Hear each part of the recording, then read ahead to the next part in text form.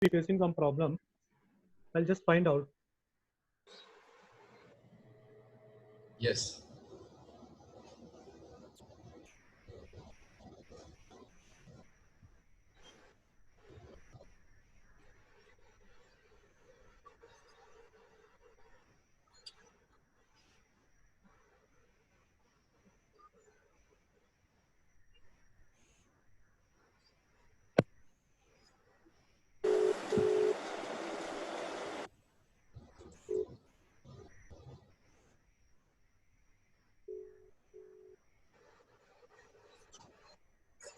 Yes, Prof.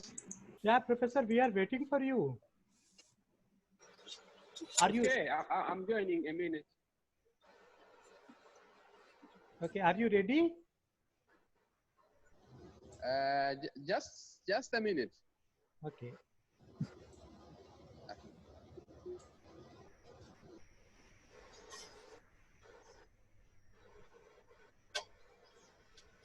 I've contacted him, Your Lordship.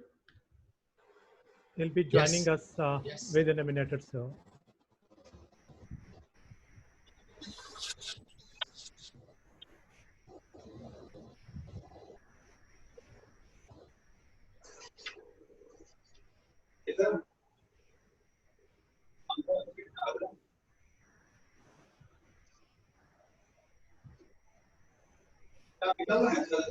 मैं तो अभी सेमिनार में हूँ तो 10 कहीं होंगे तो मैंने तो उनको मैसेज किया हुआ है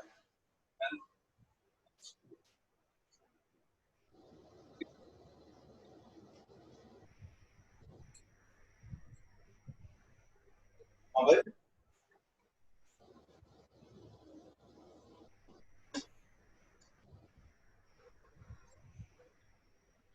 ठीक है मैं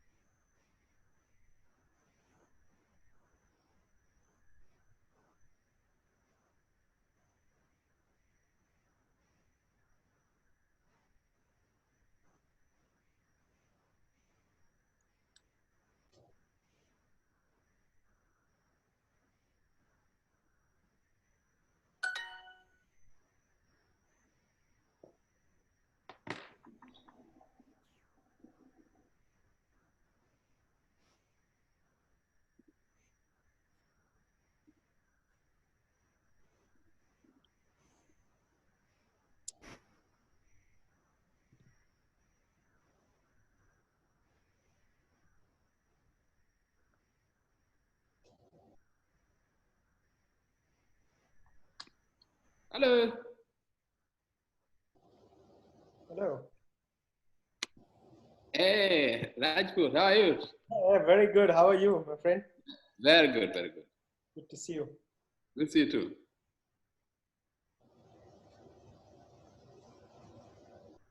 You have physically also got into your new position. Ah, yes. That's where I am actually.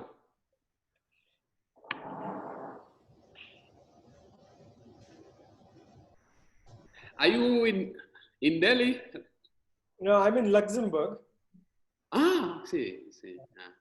That was anyway. November to the Max Planck Institute. Ah, Max Planck. Okay.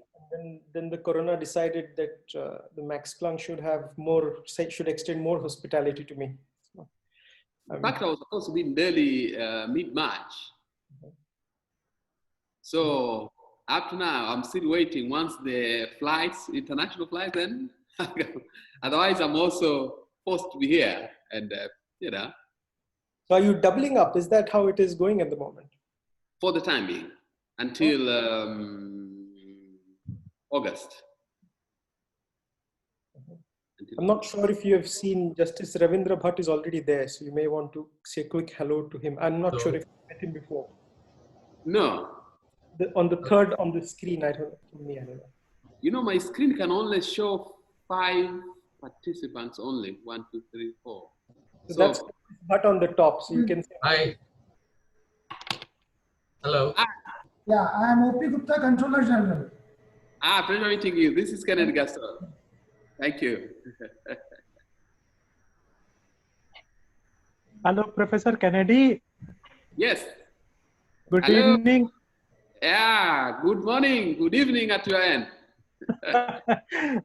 I'm extremely sorry that I'm troubling you at No. such an early morning. I did That's not know. normal. You know, this has made our webinar an international webinar in true sense. One of the panelists is from New York, the other one is from Luxembourg, and Yeah. the rest of us are from India. Yeah. So, with the permission of your lordship, can we start now? Yes, please go on, and let's not lordship and all that, because this is a public webinar. So let's go ahead. Thank you. Thank you, sir. Honorable Mr. Justice S. Ravindra Bhat, Judge Supreme Court of India, Dr. Aniruddha Rajput, Member United Nations International Law Commission, His Excellency Professor Kennedy Gastorn, Secretary General, Asian African Legal Consultative Organization, ALCO, Mr. O.P. Gupta, Controller General of Patents, Trademark and Design, Dr. Ashutosh Mishra, Program Director, Mike Lee from Delhi University, from outside Delhi University, friends, dear students, ladies and gentlemen, a very good evening. COVID-19, which has been declared as a pandemic by World Health Organization, has infected around 5.5 million people and claimed around 345,000 lives throughout the world. Every day, we are adding 1 lakh new patients, and there are still 2.8 million active cases throughout the world. With this scary picture in mind, we'll have a panel discussion on the topic, patenting of pharmaceutical products and pandemic COVID-19, some reflections on IPRs versus human rights. Today we have with us Honorable Mr. Justice Ravindra Bhat, Judge, Supreme Court, as our chief guest. Justice Bhat was enrolled as an advocate with the Delhi Bar Council in 1982 and practiced in the Supreme Court, where he was enrolled as an advocate on record in the year 1989. The Lordship was appointed as an additional judge of the Delhi High Court in July 2004 and as a permanent judge in February 2006. Sir was appointed as the Chief Justice of the High Court of Rajasthan in May 2019, last year only. The Lordship was finally elevated as a judge of the Supreme Court of India on 23rd September 2019. It is a matter of pride for us that your Lordship is an alumnus of University of Delhi. Your Lordship has delivered many landmark judgments in the area of IPRs. We welcome you, sir, to this webinar on IPR versus human rights. Thank you. Our next panelist is Dr. Aniruddha Rajput. Dr. Rajput has done LLM from London School of Economics and PhD from National University of Singapore. Dr. Aniruddha Rajput is a member of the United Nations International Law Commission. He was appointed there in the year 2017.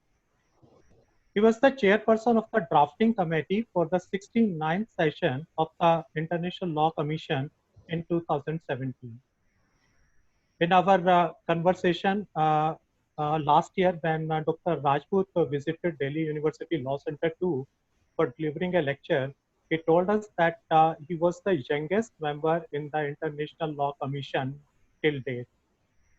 And that's really a great thing, sir. He has advised Government of India on several issues, including the Kulbhushan Jadhav case and Rohingya refugee case. He has also advised the government on potential and pending proceedings under the Alien Tort Claims Act. He has taught courses in international law at several universities. Presently also, he is there in Max Planck. We welcome you, sir. Our next panelist is His Excellency, Professor Dr. Kennedy Gastorn. His Excellency was born in Tanzania and got his bachelor's and master's in law from University of Dar es Salaam, Tanzania, and he got his PhD from Germany. He has received several academic awards, including the Fulbright African Research Scholar in 2014 at the Buffalo Law School, State University of New York. His Excellency, a renowned scholar, has assisted his government in the drafting of various regulations and guidelines. Professor Kennedy Gastorn is the 6th Secretary General of the Asian African Legal Consultative Organization. He took office on 15th August 2016 in New Delhi. We welcome your Excellency. Welcome to this webinar. Thank you very much. Thank you for having me. Our next panelist is Mr. O.P. Gupta. Mr. O.P. Gupta is an IAS officer of 1992 batch. He is presently Controller General of Patents, Trademarks, and Designs. Prior to joining as Controller General, Mr. Gupta has worked on many senior positions in Maharashtra and other places. Mr. Gupta has taken part in negotiations in various treaties in World Intellectual Property Organization WIPO on behalf of Government of India. He is an expert in patents law. Sir, we welcome you to this webinar.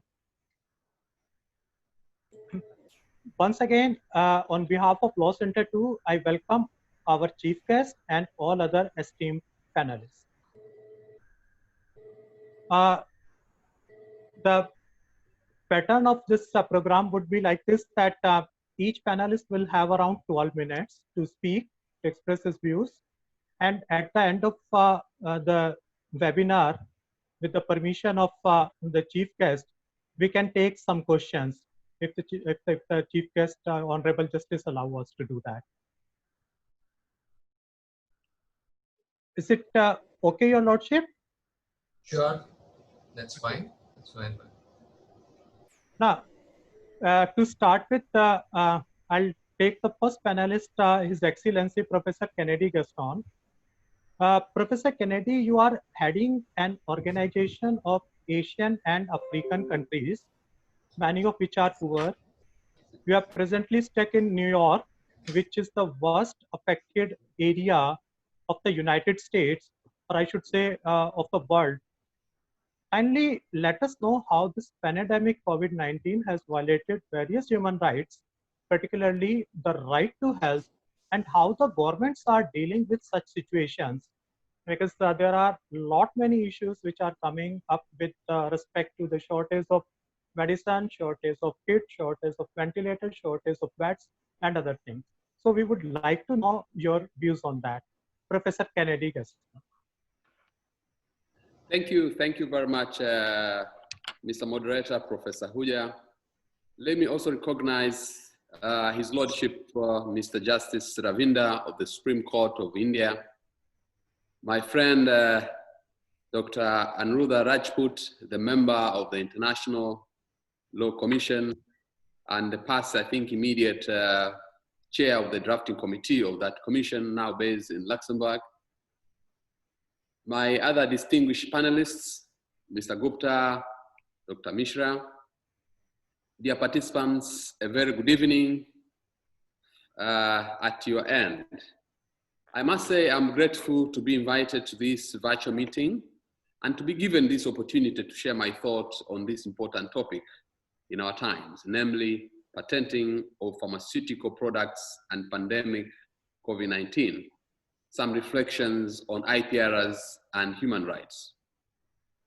We all know the unprecedented global health crisis caused by the novel coronaviruses has taken us to think deeper into the state of affairs of the global health systems. And each government is struggling in one way or another in fighting the pandemic, because the pandemic is a global pandemic. However, in the fight against pandemic, it also gives us an opportunity to reflect on some ideas, particularly from the human rights point of view, but also from the intellectual properties point of view. And there's no doubt that among factors that may prevent easy access to essential medicine, perhaps the most prominent one is the issue of intellectual property protection.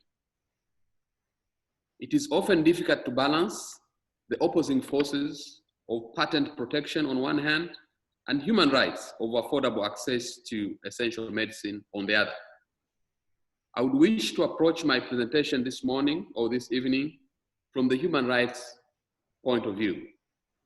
And I'm happy that maybe I'll have opportunity again to engage more in conversation, particularly on the question and answers session. This would give us an opportunity to go deeper into further, deeper reflections on this important topic. So I wish to address it from the human right point of view, but knowing that human right is not the only element which need to be addressed when we look at the pandemic, the COVID-19, and the issue of human rights. There are general points that I wish to raise at the beginning of as I continue my presentation. First is the concept of the global public good. I wish to note that any communicable pandemic disease control tend to constitute the so-called global public good. The concept of global public good tend to have two elements. On one hand, it's a critical properties that is non-rivalrous consumption, in a sense that consumption of one individual does not detract from that of another. And the second element is the element of non-excludability, in a sense that it is very difficult, if not impossible, to exclude an individual from enjoying that good. Generally, public goods must be provided for by the government in case the private sector or the market is unable to provide, because the global public goods are essential goods for the survival of the community or the society. And looking at the COVID-19, you will agree that the COVID-19 has a universal reach, spreading across all countries, and it could potentially affect anyone, anywhere. Then the control of it meets the requirements of the global public good.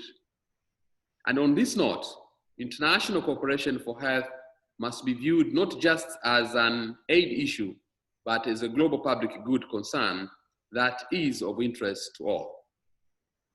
We are therefore facing a complex health emergence of the global proportions.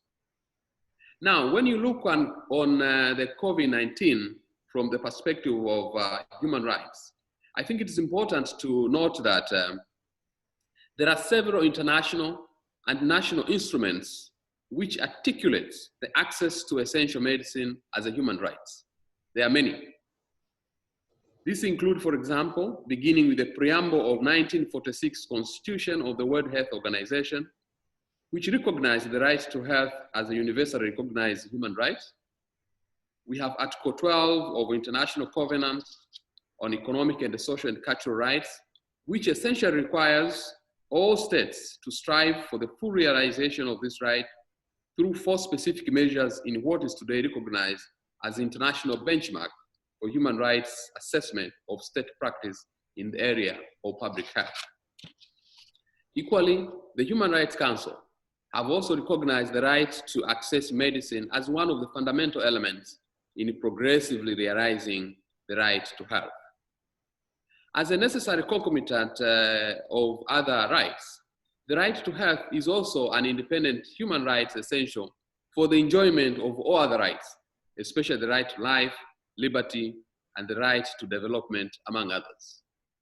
Today, the access to essential medicine is acknowledged as an entitlement of the right to health within the context of Sustainable Development Goal number 3, which was adopted under the auspices of the 2030 Agenda for Sustainable Development by all United Nations members in 2015. In this regard, access to essential medicine is grounded in the public health in a broader notion of intergenerational equity, justice, and global fairness. When you look on human rights obligation on states and pharmaceutical companies with respect to access on essential medicine, I wish to point out that from the human rights perspective, the right of access to medicine is also linked with a principle like non-discrimination, equality, transparency, participation, and accountability.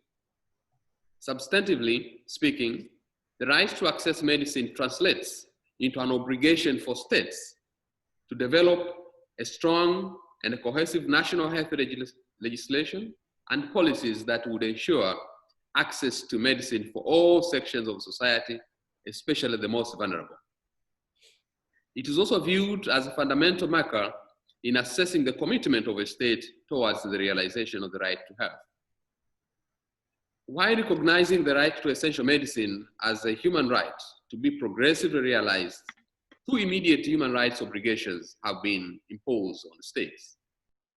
First, it is the obligation to facilitate the realization of this right without discrimination. On the other hand, there is a need to take concrete, deliberate, and targeted steps to ensure the realization of this right. And these human rights principles apply equally to pharmaceutical companies in their trade and business dealings. So it's not only the obligation that is imposed upon the government, but it also applies equally to other sectors, including pharmaceutical industries. Now, what are major points that can be raised in connection between access to essential medicine as a human right, but also the necessity to promote it vis-a-vis the vulnerable sections of the society? We all agree that, in my opinion, that the right to health, and specifically access to essential medicine, is strongly rooted in the international human rights law. It is therefore a right of every human being, without discrimination of any kind, to have access to essential medicine. And in the context of COVID-19, the equitable access to health products is a global priority, and the availability, accessibility, acceptability, and affordability of those products must be of high quality and must be promoted. But also, as a global pandemic, it requires a global response based on unity, solidarity, and multilateral cooperations, particularly in terms of research, development of the vaccine or medicine, manufacturing, and even a distribution. Because it is until when everybody is safe, then the global pandemic will be able to be contained.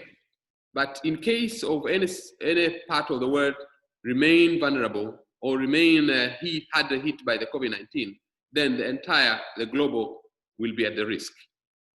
So the global solidarity and cooperation is a key in fighting the COVID-19. And therefore, all nations, on one hand, have obligation to avoid and try to promote the fair distribution of those medicines, but also try to avoid speculations and perhaps undue stockpiling that may hinder equity access and the affordability of the essential medicine, particularly for COVID-19. And I believe as a global pandemic, the WHO and other United Nations agents must play a key role in coordinating global response to control and contain COVID-19. Likewise, domestic public health and policies of states should be informed by the human rights-based approach standards. Accordingly, mechanisms for voluntary, for example, licensing or compulsory licensing should ensure that international patent law does not generally not serve as a major barrier for access to affordable treatment. And also, alternatively, placing reliance on national security exceptions is bound to tip the balance in favor of the human rights access. In conclusion, you'll note that the fight of COVID-19, it has two levels. On one hand, it is a human rights obligation imposed upon multilateral institutions and the private sector to accommodate the human rights standard in the approach in terms of the medicine, research, distribution, and trade generally. But on the other hand, it is obligation that is at the national level, where the national systems must be able to complement the regional and international systems. I thank you very much. Thank you, Professor Kennedy, for giving your inputs. We'll come back to that. Whatever you have said, that was really wonderful. You know, when you talk about the availability of and the accessibility of the drugs without discrimination, but, the fact is that what exactly is happening in practice, you know, that is a completely different thing. I'll come to that later on. Thank you. Thank you, Professor. I'll now move on to our second panelist of the day, Dr. Aniruddha Rajput. Dr.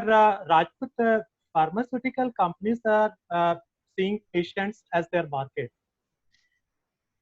These companies are loyal to their stakeholders, and they take patents, they enjoy a monopoly, they charge heavily on the pretext that they are incurring huge expenditure in developing the drugs or the medical kits.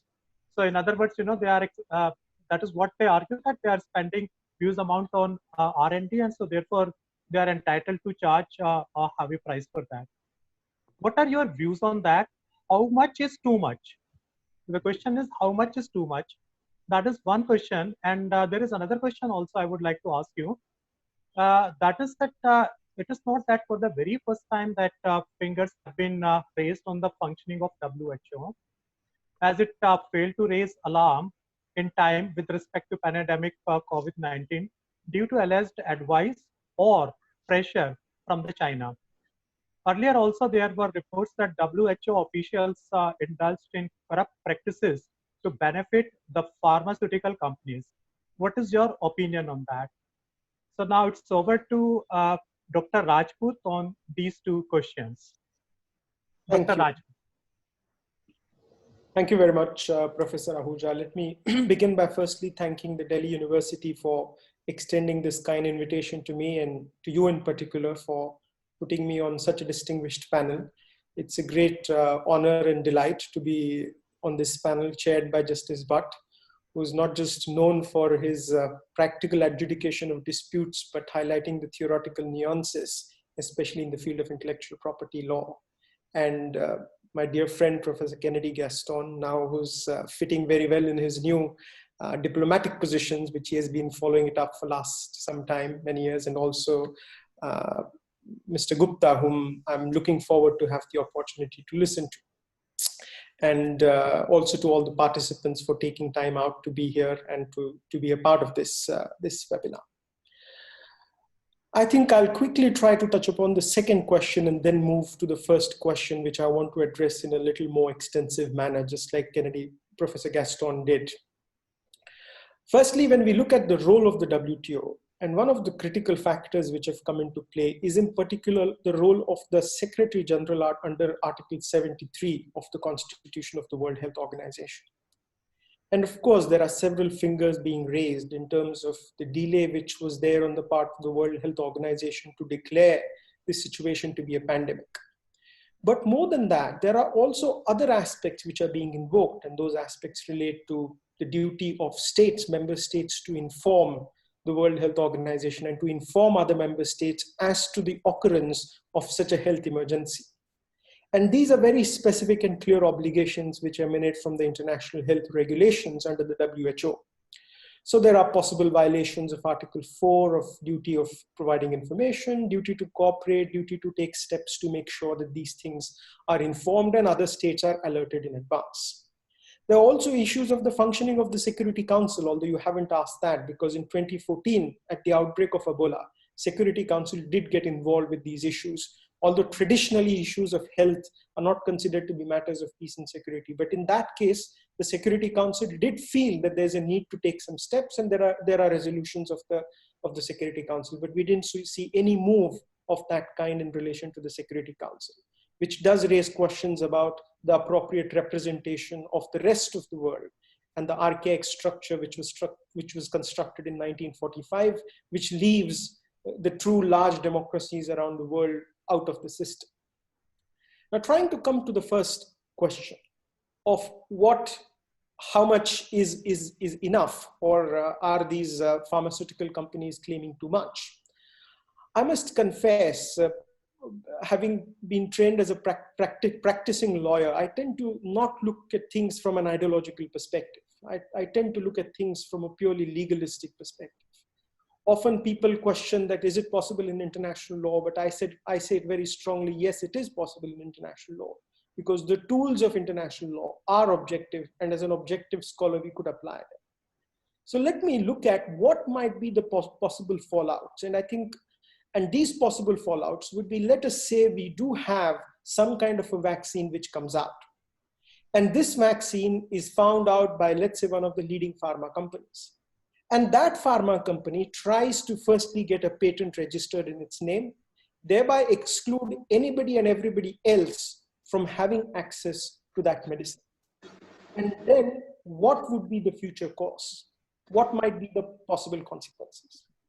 An obvious consequence would be, and as has been happening in the developing world, which is necessary, and I think Professor Kennedy Gastorn has made a very strong argument based on international human rights law and right to health, there is every strong case for governments across the world to make legislations which make it mandatory for sharing of such a product, which would be, in other words, violating the intellectual property rights, the patents rights of the company which is involved.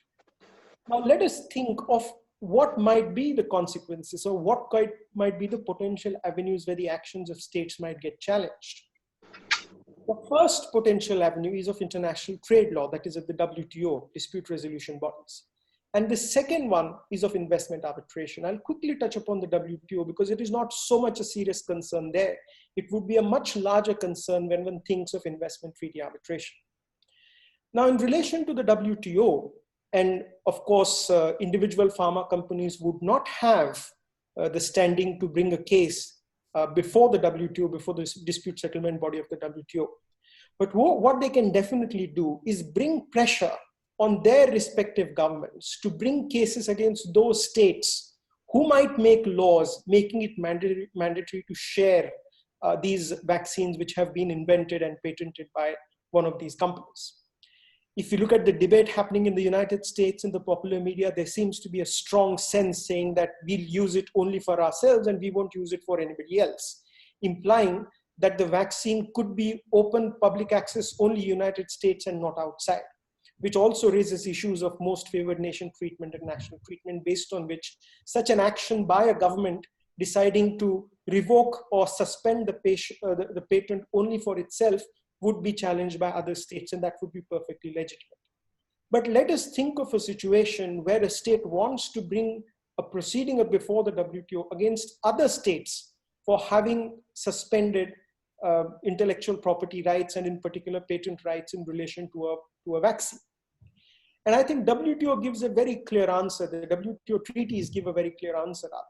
It is Article 31 of the TRIPS, which allows compulsory patenting. It says in situations of emergency, and it doesn't just stop there, because emergency tends to be interpreted very narrowly. There's also a limitation of period under international law. There's also a certain extent of seriousness which is required to be involved when it comes to the question of emergency. But what the provision does under Article 31 is not just stop at emergency. It goes a step further and says any other urgency. And in any other urgency where health, human health, animal health, or plant life and health is under threat, states are able to take compulsory license. And the regime is, of course, there are requirements to be complied with under Article 31. The first requirement is you have to offer a fair commercial value to the person who is generating such a vaccine, so that his intellectual property rights are not outrightly trampled. But let us take the example of India, or example of some African countries where these vaccines would have to be provided. Actually, today it's not just African countries, it's the entire world which is in dire demand and may not be able to pay for it. So this is a classical situation where there can't be a commercial value, or rather a commercial value of that vaccine cannot be paid by respective states. And it would be perfectly open for states, in light of this urgency, to make use of the vaccine and, in a sense, suspend the operation of the patent rights in relation to that vaccine. But there's a further connected problem. When Article 31 was formulated, Article 31 of the TRIPS was formulated, it contemplated only domestic use. That is, the suspension of the license would result into use of the product only within the jurisdiction, only within that country and not outside. But thankfully, we should really say it was a wise move, particularly led by India, due to the large pharmaceutical products in India and the demand of different medicines in the developing world, that there was an amendment which was introduced to Article 31, and that amendment came into force in 2017. By virtue of that amendment, it is possible to export these products which have been produced after obtaining a compulsory license from the one who was holder of the patent. So there's certainly that possibility, which opens up a new arena where states can very well, in a sense, violate the rights of a patent holder, but still justify that violation because it is allowed by Article 31 of the TRIPS agreement. There are several other defenses under the WTO which could potentially be raised, but I think I should not get into all of them in the interest of time. Before I stop, I think there's another area which is of a much graver threat to states who want to make the availability of vaccines compulsory. And that major threat comes from the domain of investment treaty arbitration. That is, the bilateral investment treaties entered into two states under which entity, a corporate entity, or even a private individual belonging to one state can file a claim against the other state for violations of an international treaty and go for international arbitration. And this, particularly in relation to intellectual property rights, has arisen in the past. The first jurisdictional threshold that an investor would have to satisfy is to show to the tribunal that the investor has made an investment. In the Philip Morris versus Australia case, which is a very interesting case, in order to reduce the number of people smoking in Australia, the Australian government thought that we should introduce plain packaging, as a consequence of which none of the companies would be able to advertise on the packet except probably putting their name on the packet. Philip Morris brought a case against Australia saying this measure of the government, it didn't say my investment is being violated generally, I mean investment in terms of its plants or other structures. It said this measure of the government is violating its intellectual property right. And the reason being, the bilateral investment treaty, and often all the bilateral investment treaties, define investment to include intellectual property rights. So a measure by a government which is depriving my intellectual property right is a breach of a bilateral investment treaty. Although in that case, on the first issue of investment, the tribunal did hold that having an intellectual property right was by itself an investment. But that is not enough. Although ultimately the tribunal rejected the claim, dismissed it on at the jurisdictional stage for some other technical reasons, one of which was it was a deliberate company which was formed in Hong Kong to avail the benefit of bilateral investment treaty. But that's a different issue altogether. Even if an investor satisfies of having an intellectual property right, that's by itself never sufficient. because there's something called notion of an investment.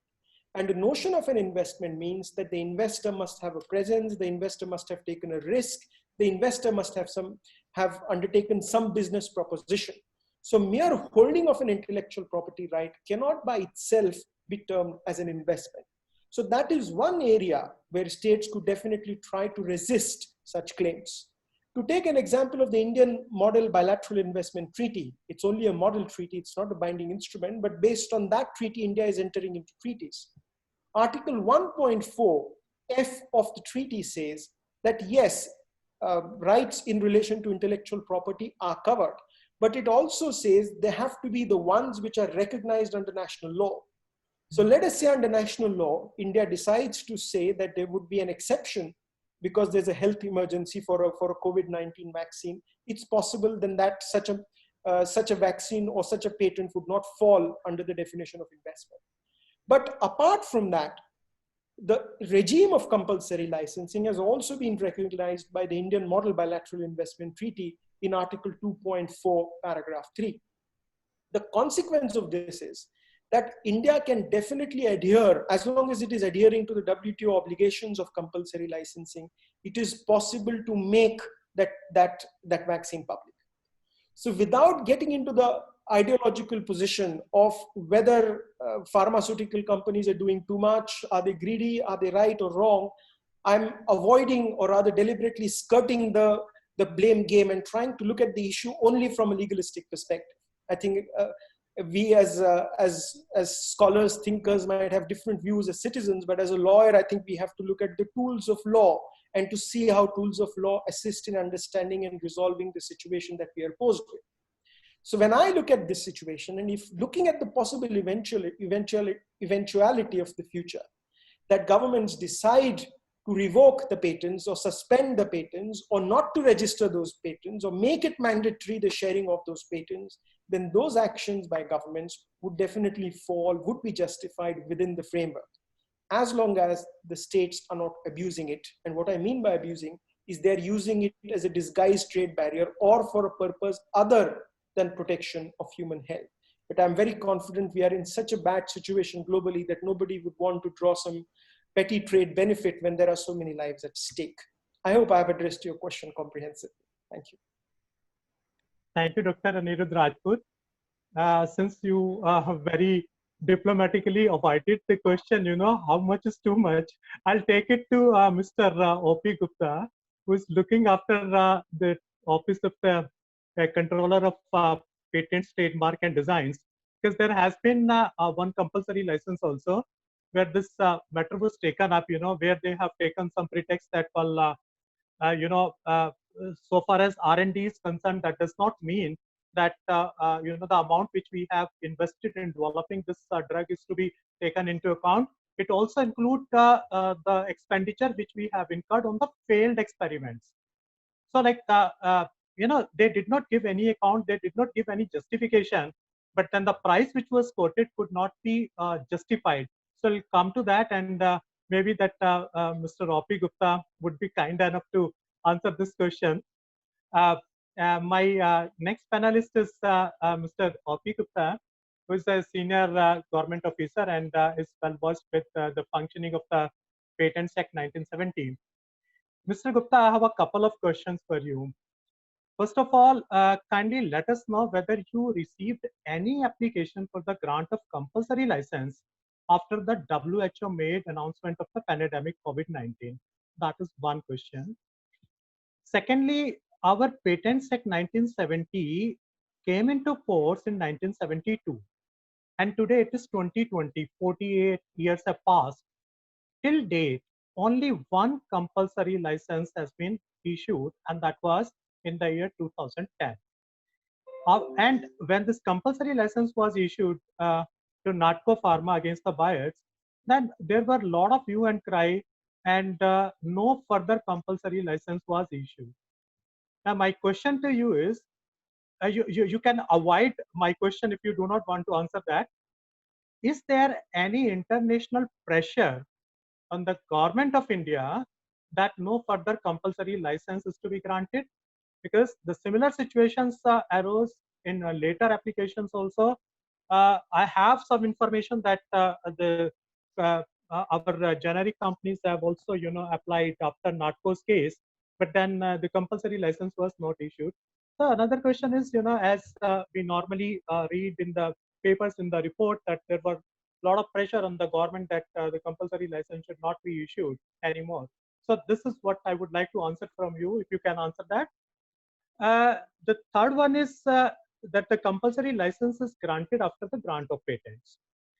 Now, how do you deal with the situation where a medicine or a vaccine has, which is required by the masses to treat COVID-19? It has, a company has got the breakthrough, and they have applied for patent also. But of course, as you know, that patent has to be granted. It will take 3 to 5 years or so. But immediately after this patent application has been filed, you require that medicine, for the masses. What exactly is the mechanism in the Patents Act, under which you can deal such kind of a situation? Because this is not going for the grant of compulsory license as such, because the patent has not been granted yet. And also the question whether you handle any such kind of a situation till date. And last one is how the provisions of parallel importation useful to deal with this kind of a situation. If you want, I can repeat it because there are 4 questions. So, it will be easy for you to remember. The first one is that, did you receive any application for the grant of compulsory license after the declaration of pandemic COVID-19? Secondly, what is the reason why the government of India, the patent office did not grant compulsory license after 2010? Why it is so that only one compulsory license has been granted in last 48 years after this Patents Act 1970 came into force in 1972. The third one is where the this patent has not been granted, patent application has been filed, and you need that particular vaccine or a pharmaceutical product for masses. How do you deal with that situation? And lastly, how do you find that the provisions related to parallel importation can be useful in this situation? Thank you, Professor Ahuja. Honorable Justice Ravindra Bhat, Dr. Rajput, Dr. Kennedy, all the participants. Very good afternoon to everybody. In fact, Dr. Kennedy started with a very pertinent point as to how access to medicine forms the part of basic human rights. And then Dr. Rajput gave the brief overview, the legal provisions and the TRIPS and international law as to how it has tried to provide that facilitation that IP rights or patents shall not become barriers to access of medicine in general.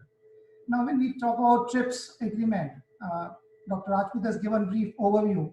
So what we can say that the limitations and exceptions which have been allowed under TRIPS agreement, broadly can be classified in 3 categories, and then I'll come to Indian law. So the first is compulsory licensing, the word compulsory licensing. The second is exhaustion rights or parallel importing. And the third one is, regulatory exceptions which have been given. And regulatory exception, I'll take up just to explain a little bit further. That whenever a patent right gets over, because all patents have a term of 20 years now. Of course, international law is clear that all patents are for 20 years. And when the patents are supposed to end, then there may be companies, there may be people who like to launch a generic product as early as possible. Now, as we all aware that for any pharmaceutical product to be launched in the market, certain trials are required, and that regulatory data has to be submitted to the regulators who approve the drugs. And for drug approval, whether you can use the previous available data or you need to compulsorily ask for new data. Now, this is an aspect which we call regulatory, exceptions. So, which have also been given under TRIPS right in a limited way only for pharmaceutical products. Now, I come to the Indian provisions and the 4 specific questions. The first question, when we say why there's only one compulsory license in last 45 plus years. So just to say that even though we call it a Patent Act 1970, but India joins WTO in 1995, and after 10 years, grace period, actually TRIPS obligations becomes binding on India in 2005. And therefore, the Patent Act has been amended in 98, 2002, and 2005. And 2005 amendment actually bring the Indian Patent Act in conformity with all TRIPS obligations of India. So effectively, even though we term this act as a 1970 act, but till 1995, India was not giving patents to products. We were only giving, process patents. And to that extent, there was no issue arising of a compulsory license till 1995. And since 2005 onward, we have given only one license because that situation has arisen only once, where the requirement of the patent law, as I said, the compulsory license can be granted. Of course, Dr. Rajput touched that issue briefly on certain grounds. And one of the grounds is like non-working of patent in India. And other two grounds can be reasonable price of the product in India, what we call affordable price. Then the availability of the patented medicine in the country. So these are the three basic conditions which in a compulsory license in India has to be fulfilled. When we talk about working of a patent in broader sense, where the patent is, medicine is available in India at a reasonably afforded price and in reasonable quantities where anybody can go and buy it. Now, this 2012 compulsory license for that particular medicine, that situation was there. Subsequently, actually, there have been applications for compulsory license. Like one of those I dealt with and I rejected. I didn't agree to grant a compulsory license. Was a medicine for diabetes. It was one of those gliptins which have been recently launched in the market. But as the law has been very clearly laid down and our compulsory license has been adjudicated first in the IPRs, then in the High Court, and then finally the Honorable Supreme Court. So these issues have become very clear as to what will constitute a necessity to grant compulsory license on the ground of not being worked in India in this sense. Then when we, there have been applications, but we have not been required to grant that license because they have not been either public emergencies or create that kind of situation. So one was working. Second of the conditions where the license can be granted in India is emergency, public emergency. So the section 92 provides government to declare an emergency and notify a patented medicine where then we can grant license. Then also we have provisions in our law to grant licenses for government use. So wherever when we say that, okay, now this particular patented medicine or some product need to be used for the purpose of government, then that kind of license can be granted. Somehow Indian systems and the things have worked so well that no such situation has actually come up. And that's why no compulsory license has been granted in India, any other one. We talk about the second question, when if there's no patent, then how do we deal with a situation where the technology is, say, because patent right starts from the day the application has been filed.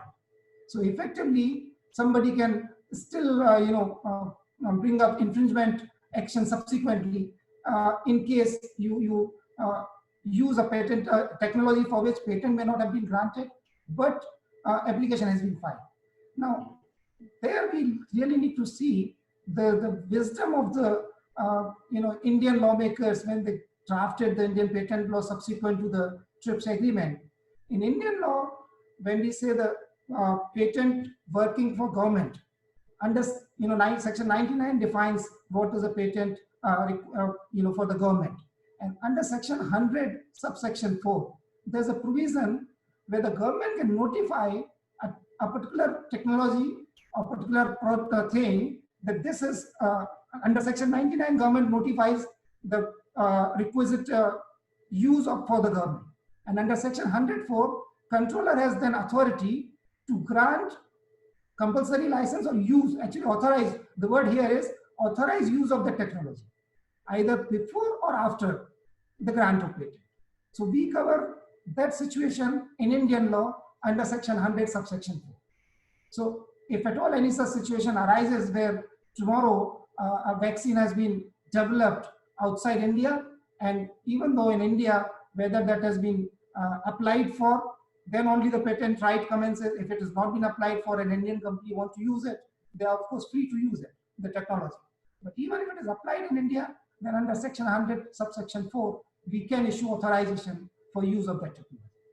The third aspect, when we talk about parallel import, now the question as to how we treat it. Under section 92A in India, as Dr. Rajput mentioned, that Article 31 bis of TRIPS agreement, because the original Article 31F specified that compulsory licenses need to be mostly for domestic use. But when this issue was discussed, that in a situation where the LDCs, least developed countries or developed countries, who do not even will have probably the manufacturing capacities and the technological know-how to use the compulsory license for their own use, then this provision actually becomes more or less defunct in respect to those countries. And therefore, in Doha Declaration and subsequent negotiations where India took the lead, then finally Article 31 bis has been included, where the importing country once grants a license, then they can import that product, pharmaceutical product from any country. And India has been, of course, exporting pharmaceutical product to lots of countries. Of course, there's no such situation where Article 31 bis has been used. There has been only one case where Rwanda once used this in respect with Canada. But no such international situation has recently come as yet. But the provision under Indian law is there, and we can make use of Indian manufacturing and technological capacities and try and provide pharmaceutical products in such kind of endemic and epidemic situation to any country, especially the LDCs and the developing countries who may need this thing. The fourth aspect under Indian law, which is there, as when I said regulatory provision exception. So under section 107A in India, we have made a specific provision whereby the companies can use patented technology for research and development purposes. And to that extent, and that's why Indian companies are very, they're always ready to launch generic products by the time the patent expires. And that has been the reason the section 107A, what we in international terms is called Bolar exception. Indian law provide a very specific provision in that respect. And that is how we have been, trying to increase the capacity of our pharmaceutical companies to launch generic medicines as required. Have I answered all the questions? The one question. Mr. Gupta, there is one more question which has been left. That was the first question. Did you receive the applications for the grant of compulsory license after COVID-19, either under 92 or 92A? So regarding COVID-19, as no specific technology has yet still been brought in. In fact, when this issue was discussed amongst government at the time of preparatory provision, there were talks about certain medicine being used for COVID-19 treatment. But since these treatments are still not approved by regulatory bodies across the world for general public use, they are still under regulated use in trial stages.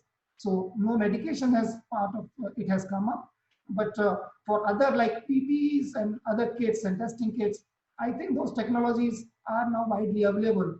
And there's no specific application has come to the office. And in fact, we have already apprised the government and all the pharmaceutical companies within India of these provisions, especially section 100, subsection 4, as well as section 92, that we can provide authorization to use of technologies as and when required. I suppose that complete my part of submission.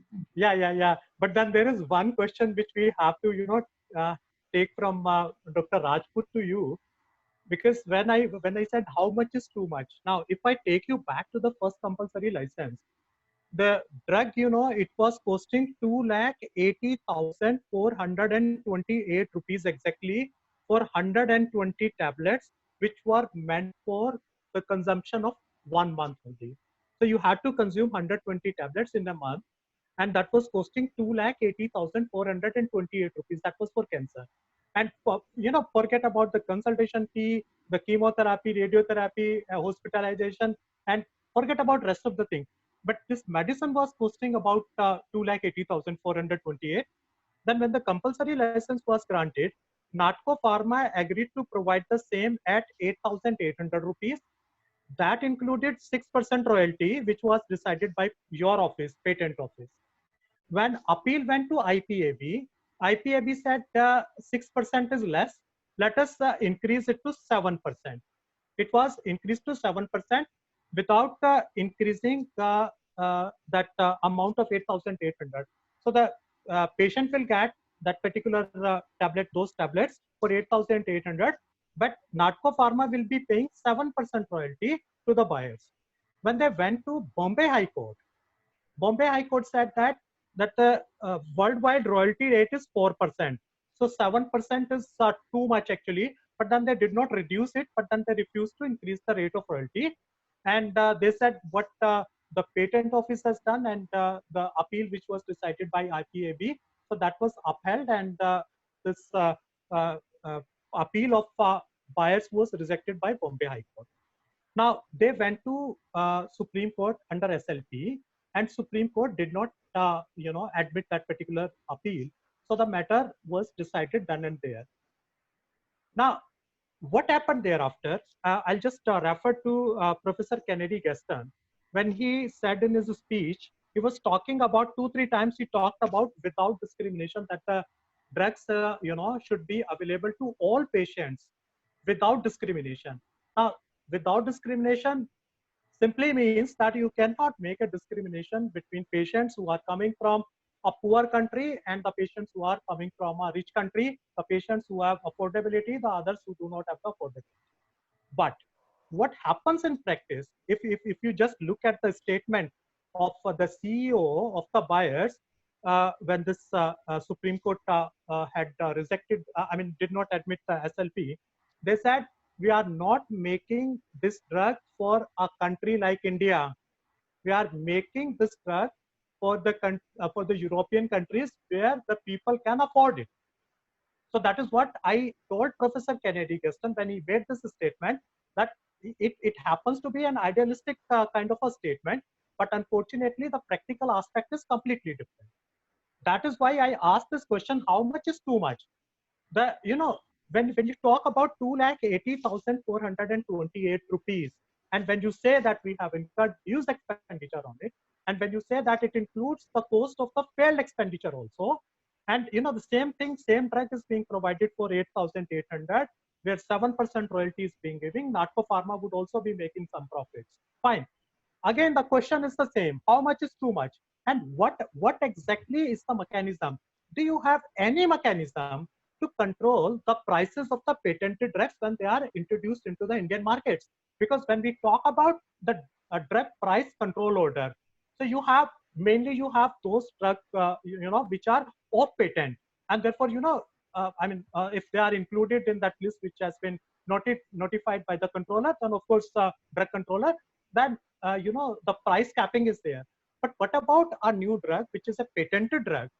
Do you negotiate the price of the patented drug when they are being introduced into the Indian market for the very first time? I'll answer this question in a very simple way. When we say a patented drug has been newly introduced in India, as I said, for grant of compulsory license in India, the specific 3 parameters which have to be either or situation. One is it is being worked in India, it is available reasonable price, available at reasonable price, and available across. That means wider availability. Now, you can actually apply for a compulsory license on either or all 3 in India. So when we talk about this particular cancer drug, it was certainly not available at reasonable price. And of course, it was being imported, and the other two things were also being fulfilled. So all three grounds are fulfilled in that particular case. But there was the case which, as I dealt with as CG, and I rejected that application, was some gliptin tablet, which was being provided at 40 rupees per tablet in India. It's a patented drug by DW. When I asked the applicant what are the other treatment for diabetes currently available, they were also available between 30-35 rupees a tablet. So effectively, this is one thing which you try and determine, that whether the price of this patented drug is so off mark that it becomes unaffordable to general public in India. And there are the alternate aspects, because the office does not and cannot talk about price of the medicine. We can only examine that aspect while dealing with the application related to compulsory license. But in India, because of the NPPA is there, National Pharmaceutical Pricing Authority, they have the authority to actually, cap pricing of drugs. Now, only limitation which has been now provided there is that normally newly patented drug is given exemption for up to 3 years or 5 years. I'm not 100% sure what is the current regulation, whether 3 or 5, but earlier it was 3 years. So, and subsequent to that, if that pricing is unaffordable, then obviously Indian companies can first negotiate with the patent owner that we will bring it at a lesser price to make it affordable. And after their discussions, if the discussions do not succeed and the drug is still available at affordable price in India, then that party can apply for a compulsory license on this ground. And that's how we can address this. Thank you, Mr. Gupta. Thank you very much. Thank you. Now I'll move on to our chief guest of the day, Honorable Lordship. I think the Lordship is with us. Lordship, are you there? Yeah. Lordship, Yes. yeah. So, Your Lordship, the Supreme Court is custodian of fundamental rights of the people, and right to health is an important fundamental right as propounded by Supreme Court in many cases. Sir, how the judiciary maintains a balance between the IPRs on the one hand and human rights on the other, when we have international obligations for IPR, by becoming a party to TRIPS agreement, by becoming a party to Paris Convention. And then on the other hand, we are also having international obligations under human rights instrument. We are a signatory to UDHR. We are a party to international International Covenant on Civil and Political Rights and Economic, Social and Cultural Rights, and CEDAW, and then rights of children is there, and then the person with disability. So there are so many human rights conventions to which India is a party. So we have undertaken certain obligations under those conventions. So now there comes a problem, many a times there comes a conflict when you, try to perform your obligations under the IPR conventions as well as under the human rights convention. And that problem was also taken up by the United Nations Human Rights Subcommission in 2001. And fortunately, on 14th of November 2001, the Doha Declaration was adopted, which had simply identified certain flexibilities in the TRIPS agreement and allowed the developing countries to go ahead and issue compulsory license under certain circumstances. So my first question is, how the judiciary maintains a balance between the IPR obligations and the human rights obligations? And there is another question, Your Lordship. Can the judiciary take suo motu cognizance of the worst scenario which is being faced by India right now, and direct the government to ensure the accessibility and affordability of the medicines, medical kits, or pharmaceutical products, irrespective of the fact whether they are patented or not? And the last question I'll ask at the end. So I'll request the Lordship to repeat the second, can you repeat the second question? The second question. The second question. Yeah, the second question, Lordship, is that can the judiciary take suo motu cognizance of the worst scenario which we are facing today? Lack of ventilators, lack of PPE. Now this PPE, of course, they are available. Lack of beds, and there are so many other things where the government is really failing actually in this scenario. So can the judiciary take a suo motu cognizance and direct the government to do certain things, which they were obliged to do and they were not doing it? I would first answer the first part of your query, because the second part is slightly controversial, because I'm a sitting judge, as to what the court should be doing or can be doing. A lot of things the court can be doing, whether it should be doing or not. Well, I'll come to that. As to the first part of your question, the answer which I would give is fairly straightforward, which is that I am sitting in a national court. You're talking of Indian courts. The Indian courts are bound to administer Indian laws, which and also those elements which can be read into and are consistent with the Indian Constitution. So the Indian Supreme Court has said time and again that right to health, right to public health, and right to access to medicines, essential medicines essentially, is an integral part of right to life. Now, when it comes to intellectual property, there has been one doesn't see any conflict directly, but at a very broad policy level, we are all talking of pricing, we are talking of cost of drugs, etc. The only example that we had where this matter hit the courts was the Bayer case, where the compulsory license was granted. So that's an easy answer which I can give, that the courts administer the law and it will be always in consonance with the Indian Constitution. But I'll take this as a query which is on a broader plane, which is perhaps partly philosophical. That is that you have the trade regime, which is the WTO and TRIPS, and you have the human rights regime. Now, all the previous speakers, from Dr. Gastorn to Dr. Rajput and Mr. Ahuja, Mr. Gupta, you have all spoken about TRIPS flexibilities.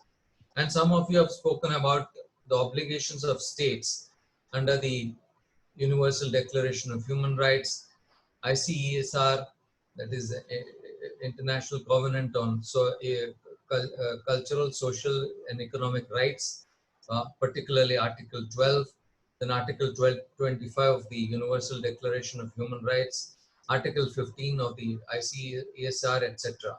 Now, these are also obligations on states. On the one hand, these are human rights obligations contained in various conventions and treaties. Then on the other, you have this seeming a separate world, which is the trade law. Now, these trade law regime, typically the TRIPS and WTO generally, and TRIPS particularly in the context of IPR. Why did the trade regime, the TRIPS happen? The TRIPS was essentially a compact to harmonize the various tensions which had existed previously with regard to enforcement of these IPR rights. Some of those IPR rights were articulated in various previous multilateral arrangements.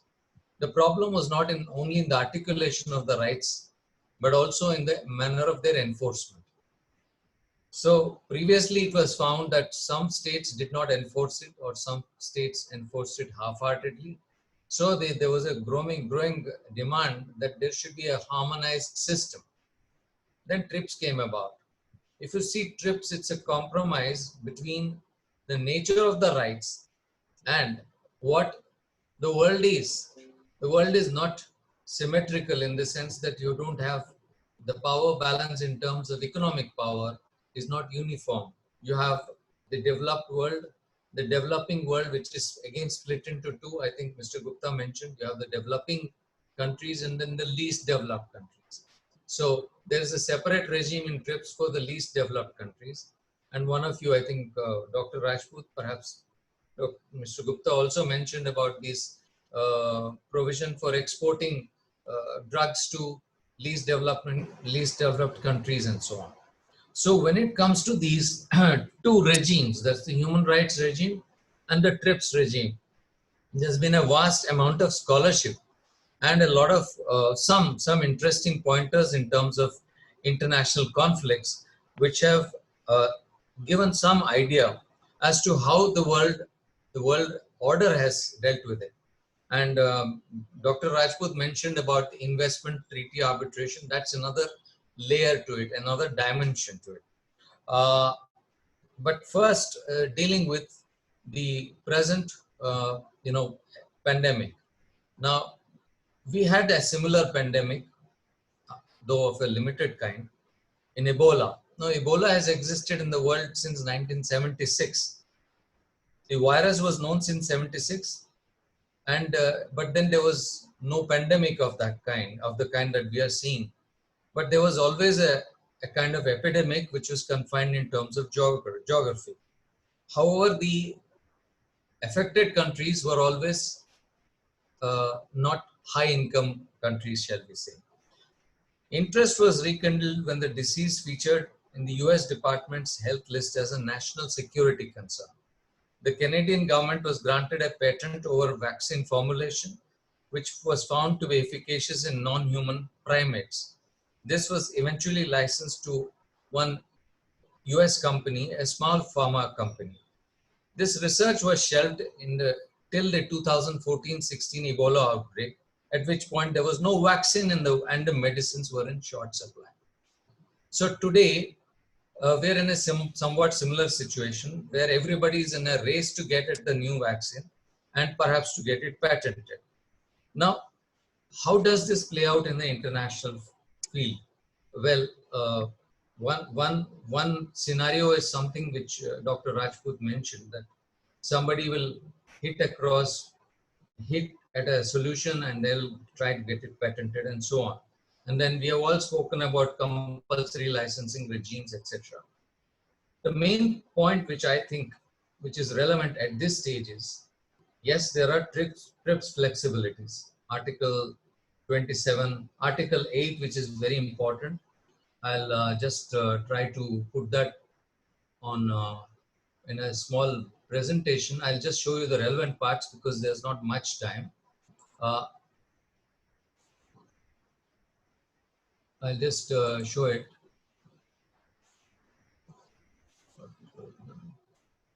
Yes. Yes, this is Article 8. It says that members may, in formulating or amending their laws and regulations, adopt measures necessary to protect public health and nutrition and to promote the public interest in sectors of vital importance to their socio-economic and technological development. Then Article 31, which you had all spoken of, is here.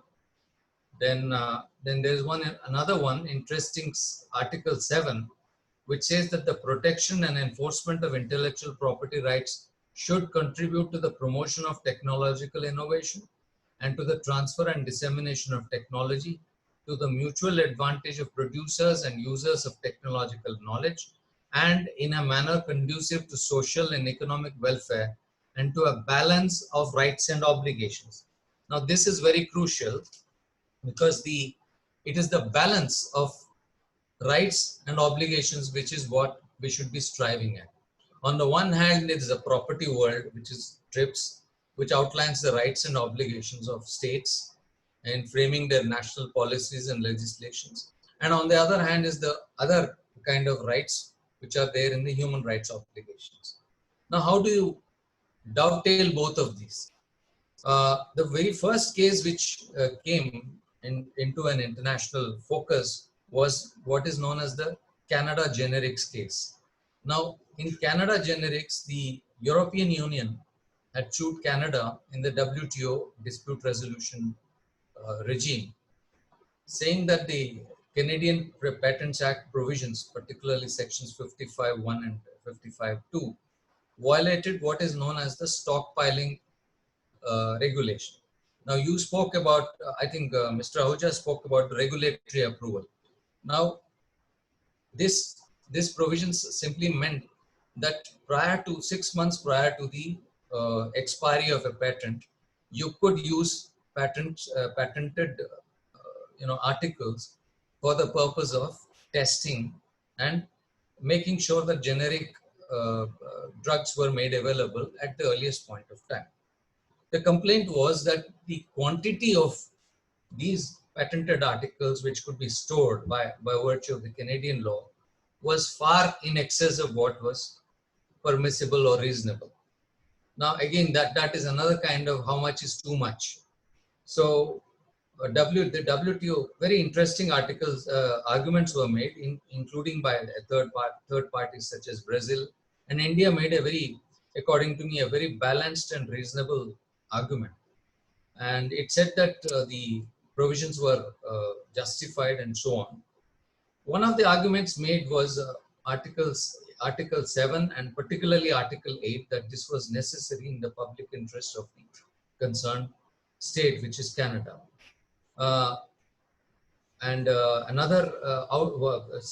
report, which is a voluminous one, is quite interesting because it gives a lot of insight into the kind of arguments with regard to the human rights obligations of countries, the interplay of these two regimes, particularly in the context of Article 31 of the Vienna Convention of the Law of Treaties and so on.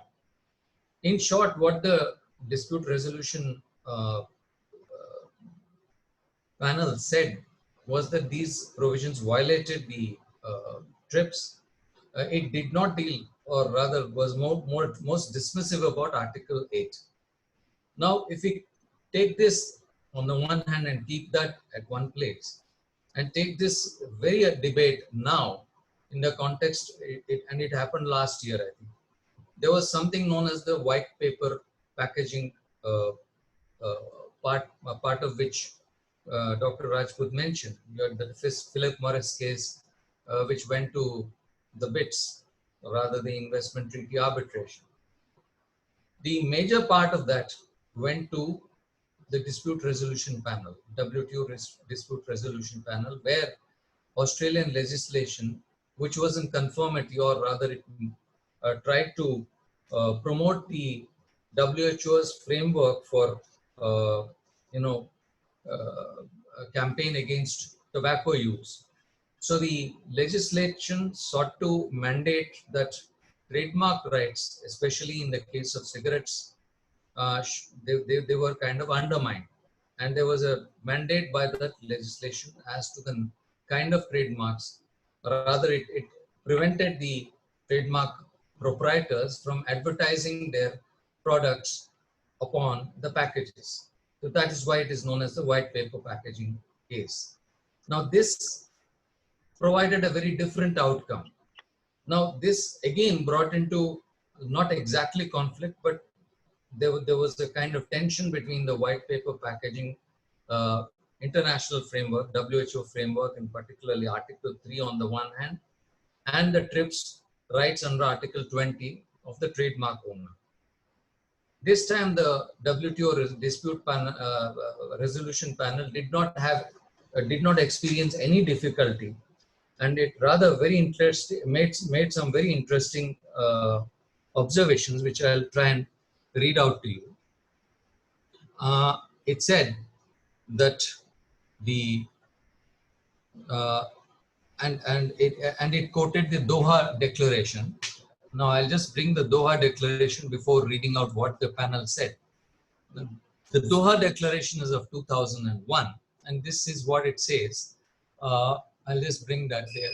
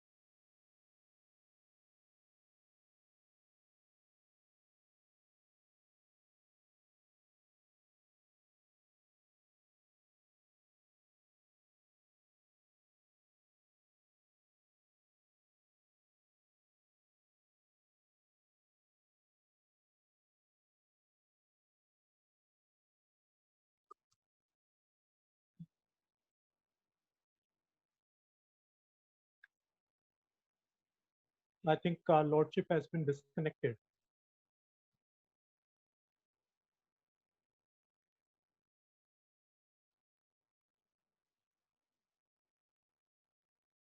Dr. Ajay, Yes, sir. Lordship has been disconnected, it seems. Yes, sir. Sir, can you please call him?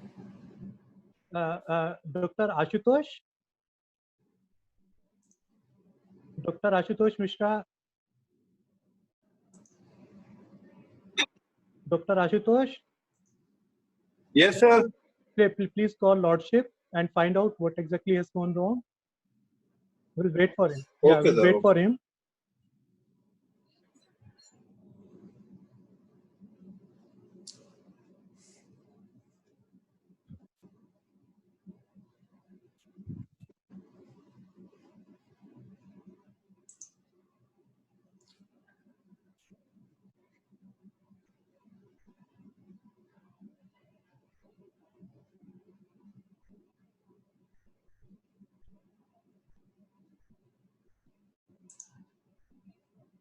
Can we take up some of the questions? There are very few questions.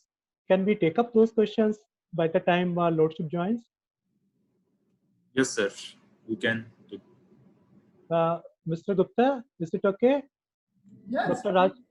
Dr. Rajput? Yeah, fine. Okay. Okay. Yeah, Dr. Ajay, yeah, please read out those questions one by one. Yes, sir. Yes, sir. Sir, actually, like by the whole presentations by the panelists, many of the questions that has been answered, but there are few pertinent questions that we can take up here. There are many questions that we have got, but we'll take few up.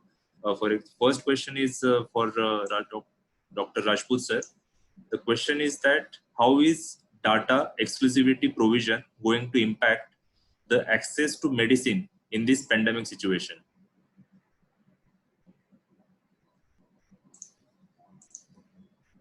Dr.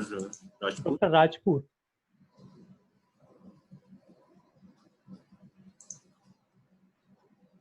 Dr. Rajput, are you there with us?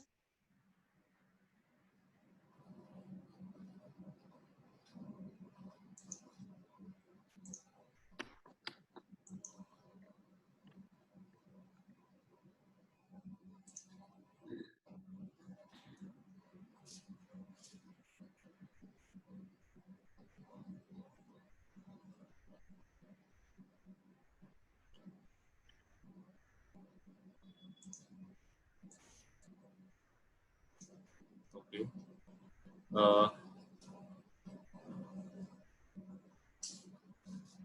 We'll take another question then. Okay, okay, sir. Sir, next question is for the OP Gupta, sir. Sir, question is that there are some situation wherein wrongly granted patents that has been given on the COVID drugs. So in this regard, even there are some application that has been made by the civil society organization. So question is that will the government be ready to revisit its grant and revoke the wrongly granted patents which may impede access? See, as I explained, now wrongly granted patent is a matter of, one is of course, when we talk about civil society or in general, it can be a matter of either perception or a legal issue.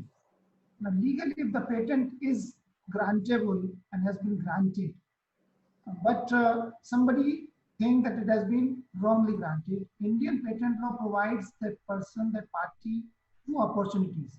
One is before the grant, that is what we call pre-grant opposition. One is post-grant, that is within 1 year of the grant of the patent, that is post-grant opposition. These are legal proceedings which can continue. Apart from that, Indian patent law clearly provides that when an infringement action suit is being brought against any party, the validity of patent can be a ground for defense. So the law clearly provides clear position that if at all, I think Honorable Lordship have also joined. So I'll just finish this question quickly and then we can hear. So if a patent has been wrongly granted, to that extent, there are remedies available. But even on a so-called granted patent in a situation like COVID, as I explained, we have enough provisions within our law to immediately allow use of that patent to any company, any party who wants to address that situation, either through a compulsory license mechanism under Section 84 or Section 92, or use of that technology under Section 100. Thank you. Thank you, sir.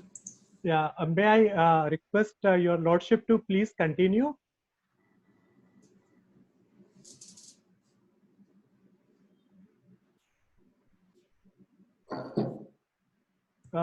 I think lordship, we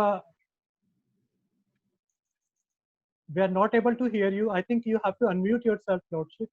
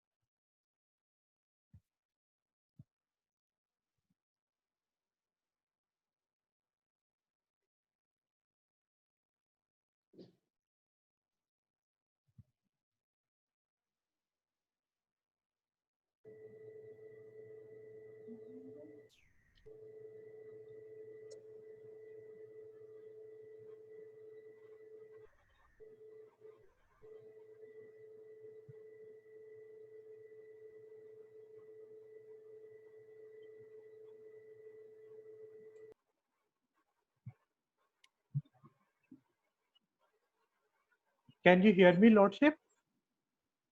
Sir, please unmute Sir, yourself. there is some. Sir, please unmute yourself.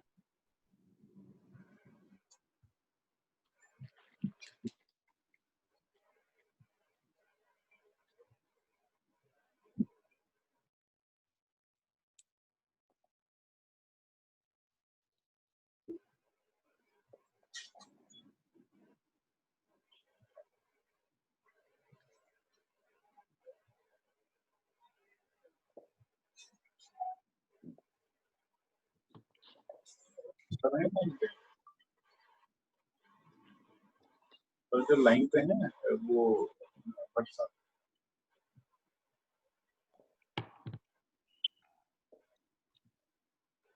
मतलब अभी वो तो आ गए हैं line में, आ गए हैं। चल मैं उनको बोलता हूँ। Lordship, can you hear me? Yeah. Kindly unmute yourself.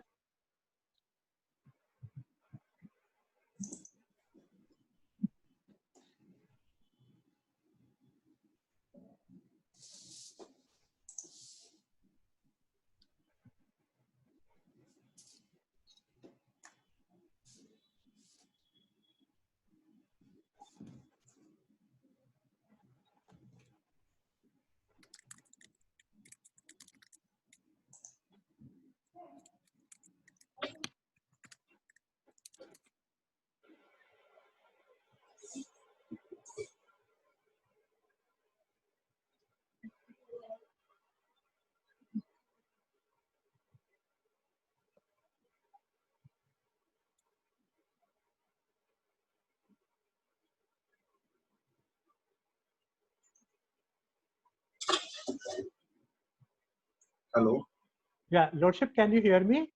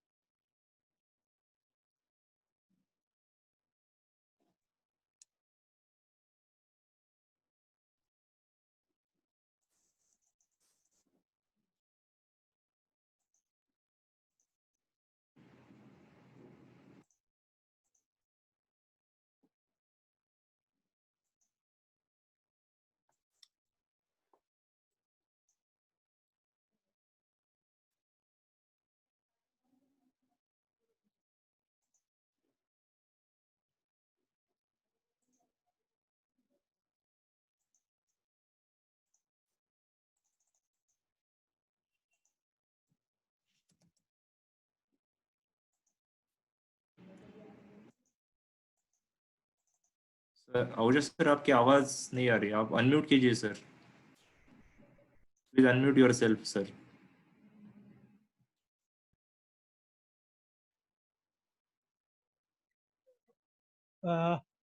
What is being shown on your screen is that you have muted yourself. Ajay, Dr. Ajay, just see. Yes, sir. I Set have the option to unmute. Yes, I have unmuted it, but sir's. Yeah, I'll just disconnect the phone and then see.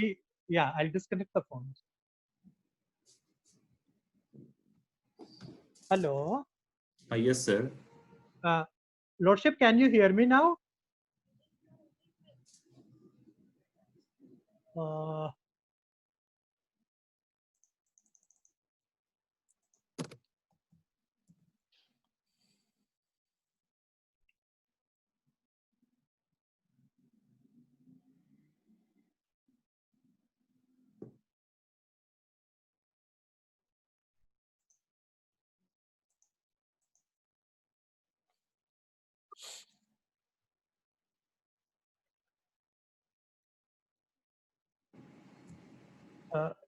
Dr. Ajay, you have sent the option of unmuting, na?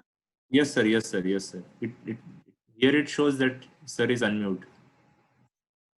Achha. Sir's mic is not working, I think so. His computer, went off actually. So I think we can just continue with the question. Dr. Rajput is here. Dr. Rajput, kindly unmute yourself. There was a question for you. Yes. Dr. Ajay, just read out the question. Yes, sir. So there are some questions for you, sir. So one question is, how is data exclusivity provision going to impact the access to medicine in this pandemic situation? Well, I don't see any legal or regime involved therein, so I really don't know if I can comment on that, and I don't think I have the expertise to speak about data protection or data collection regime and all these factors. So my sincere apologies for that. Okay, sir. So there is another question. I think we can just move on to Mr. Gupta. Mr. Gupta, would you like to take this question? Yeah, as I said earlier, the data exclusivity clause in respect to the pharmaceutical product, India has provided Bolar exception, provisions in Indian law, section 107A, which allows Indian companies to, continue with R&D even in related to patented product. This period available to our companies is there, and actually we do not really, Indian law does not really say that data exclusivity is complete. The data has to be given to the Controller General of the Drug Controller General, and we do not provide any patent linkage concept in India, and therefore I do not foresee any situation where data linkage or data exclusivity will have any impact on patented medicine or availability of patented medicine in India. So you mean to say, Mr. Gupta, that the data which has been used by the patentee earlier can be utilized by the generic drug manufacturers without, creating their own data, without going for their own trials or so? This has been decided by the Drug Controller General of India on case-to-case basis, depending on what data has been brought to them by the generic companies and what was available with the Drug Controller General earlier. And this completely come in their domain. But currently, patent law put no such restriction on Drug Controller General in this. Okay. Next question, Ajay. Yes, sir. So there is another question for Rajput, sir. Sir, question is regarding the Article 31 of TRIPS, which provides that compulsory license can be granted in emergency, and the Doha Declaration 2001 in paragraph 5 subclause B provides the rights to countries to issue a compulsory license, and each member has to grant compulsory license. So in this respect, how do you see the legality of the argument which you have given in the pandemic situation on the COVID-19? Well, there's, that supports the legal argument, in fact, rather than weakening it, because that's what the objective of the Doha 2001 declaration was, which came into effect in 2017. In fact, the important, or rather the most critical factor is the way in which it allows not just production, but export of products which are procured through compulsory licensing under Article 31. So the otherwise restriction under Article 31, as the original text was of utilizing only within the jurisdiction, is now put away. So it could be even exported. So in a sense, that doesn't create problems as such. It rather strengthens the possibility of not just manufacturing it and providing it for your own population, but using the compulsory license to export such products wherever necessary and appropriate. Okay, sir. Okay. Thank you, sir. So there is one more question, that what is your opinion on the concept of patent pulling when it comes to present pandemic situation? I'm coming to this question, I'll take this question. Okay. You Okay, just sir. skip this, yeah. Move to the next question. Okay, sir. The next question is for Dr. Rajput, sir. The question is regarding if any pharma company gets any favorism by any particular country to supply vaccine or drug, what would be the legal steps available to the other global body in this regard? Well, that raises a whole set of possibilities. One is, of course, litigation in domestic courts. And depending on which country they are in, maybe in that country or in some other country, they might ask for a writ in a respective court or jurisdiction of the country where it might be involved. Of course, there would be issues which would be resolved diplomatically between states if such a situation arises. Or it's even possible that some state may want to invoke proceedings at the WTO for an improper use by a certain state, or what one can say an appropriation or improper appropriation of such a product. Although it's very difficult to conceive of a WTO proceeding, but these issues would be resolved diplomatically on most of the occasions. And also the Council of State Parties is where member states of the WTO can get together and express their concerns or try to resolve some of these issues diplomatically. Okay.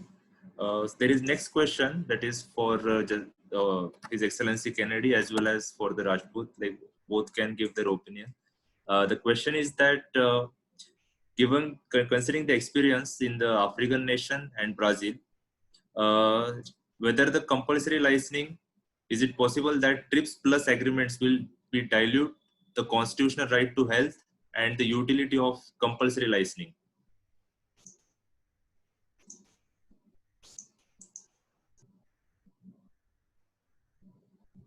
I suppose Professor Gastorn is going first, and then I can supplement some points. Thank you very much. I think I would want to attend to this from the general point, namely that a pandemic that we are facing at the moment is a global pandemic. And at the moment, all global initiatives, much as they may be coordinated, for example, from maybe the multilateral level, be the United Nations, be the African Union, be other regional group, they must at the same time complement the national initiative. Now, when it comes to the question of licensing, the general understanding is that in the context of human rights, whatever scheme that may be there, it must not be a barrier or it must not hinder access to essential medicine to general populace, from the point that these medicines are global public good. And then it's upon every nation at a national level to make sure that at least the national legislations and policies are compatible in the sense of promoting achievement and realization of that right, rather than the otherwise. Because I think Dr. Rajput will even add more, particularly reading on his latest book on regulatory freedom. I believe that nations cannot be prevented from legislating, particularly on the public policies. And these public policies, and in the public interest, it becomes inevitable that whatever scheme must not be the hindrance to prevent the access to those medicines. Now, when you look on the context of Africa, where many countries are developing or least developing countries, you find that they are more in a difficult situation, particularly when it comes to issues of pandemic. I think I'll pass on now to my colleague, Rajput, to. Thank you. Thank you very much. I think what I have noticed in some of the questions which came up before as well is we are trying to use the framework of normal situations or trying to read and interpret provisions of TRIPS and other international instruments as if they are being responded to in a normal situation where states are trying to violate them. Let us understand, these are not normal situations, these are exceptional situations. And because these are exceptional situations by their very nature, they call for exceptions to come in. So these situations are not really the situations of normal exercise of regulatory freedom, but these are situations of grave necessity where states have to respond to an emergency. And as I said, in particular, Article 31, why it is particularly important is because it's not just a response to an emergency situation, but any urgency. So we come in a situation of a very different situation. So we can definitely get into the entire jurisprudence on TRIPS. There are, of course, extensive, there are 3 decisions under the TRIP of the panel and the appellate body, which discuss the scope, the possibilities of exceptions. But let us understand, those exceptions are in normal situations, not when there is an emergency. Because we are in a situation of health emergency, it creates a different regime altogether, which makes exceptions to the obligations. So, which we should not lose sight of.